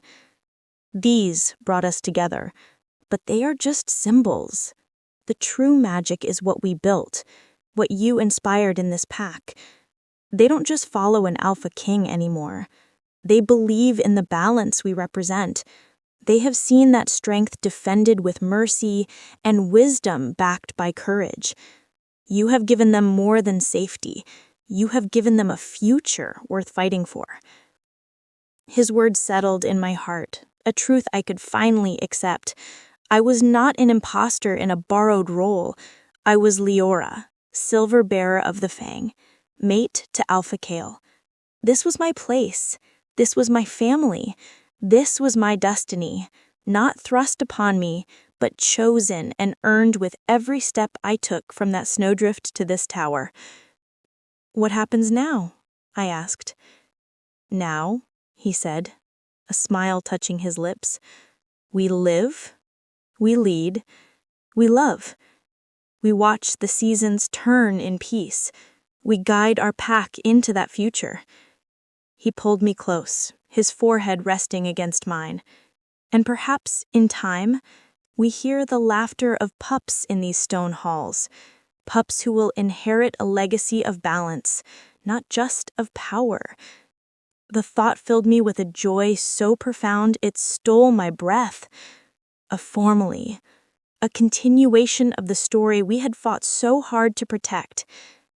Below us, a single clear howl rose from the training grounds, a young warrior practicing. Then another joined, and another, until a spontaneous, joyful chorus echoed through the peaks, a song of unity and strength. Kael tilted his head back and added his own deep, resonant howl to the symphony, a sound of pride, of belonging, of home. And from my own soul, a sound I had once been too afraid to make rose effortlessly. My howl, silver clear and strong, braided with his, a perfect harmony. As our combined cry faded into the night, leaving only the contented silence of the mountains, I knew our story was just one chapter in the long tale of Silver Fang, but it was the chapter that had restored the song. The rejected Omega followed a silver wolf's howl through the storm, unaware he was the king. Together we had faced winter's heart, healed a mountain's wound, and rekindled the ancient balance. We were gold and silver, strength and wisdom, king and queen, but most of all, we were Kael and Leora, and our legend, born in a blizzard and forged in fire, was only just beginning.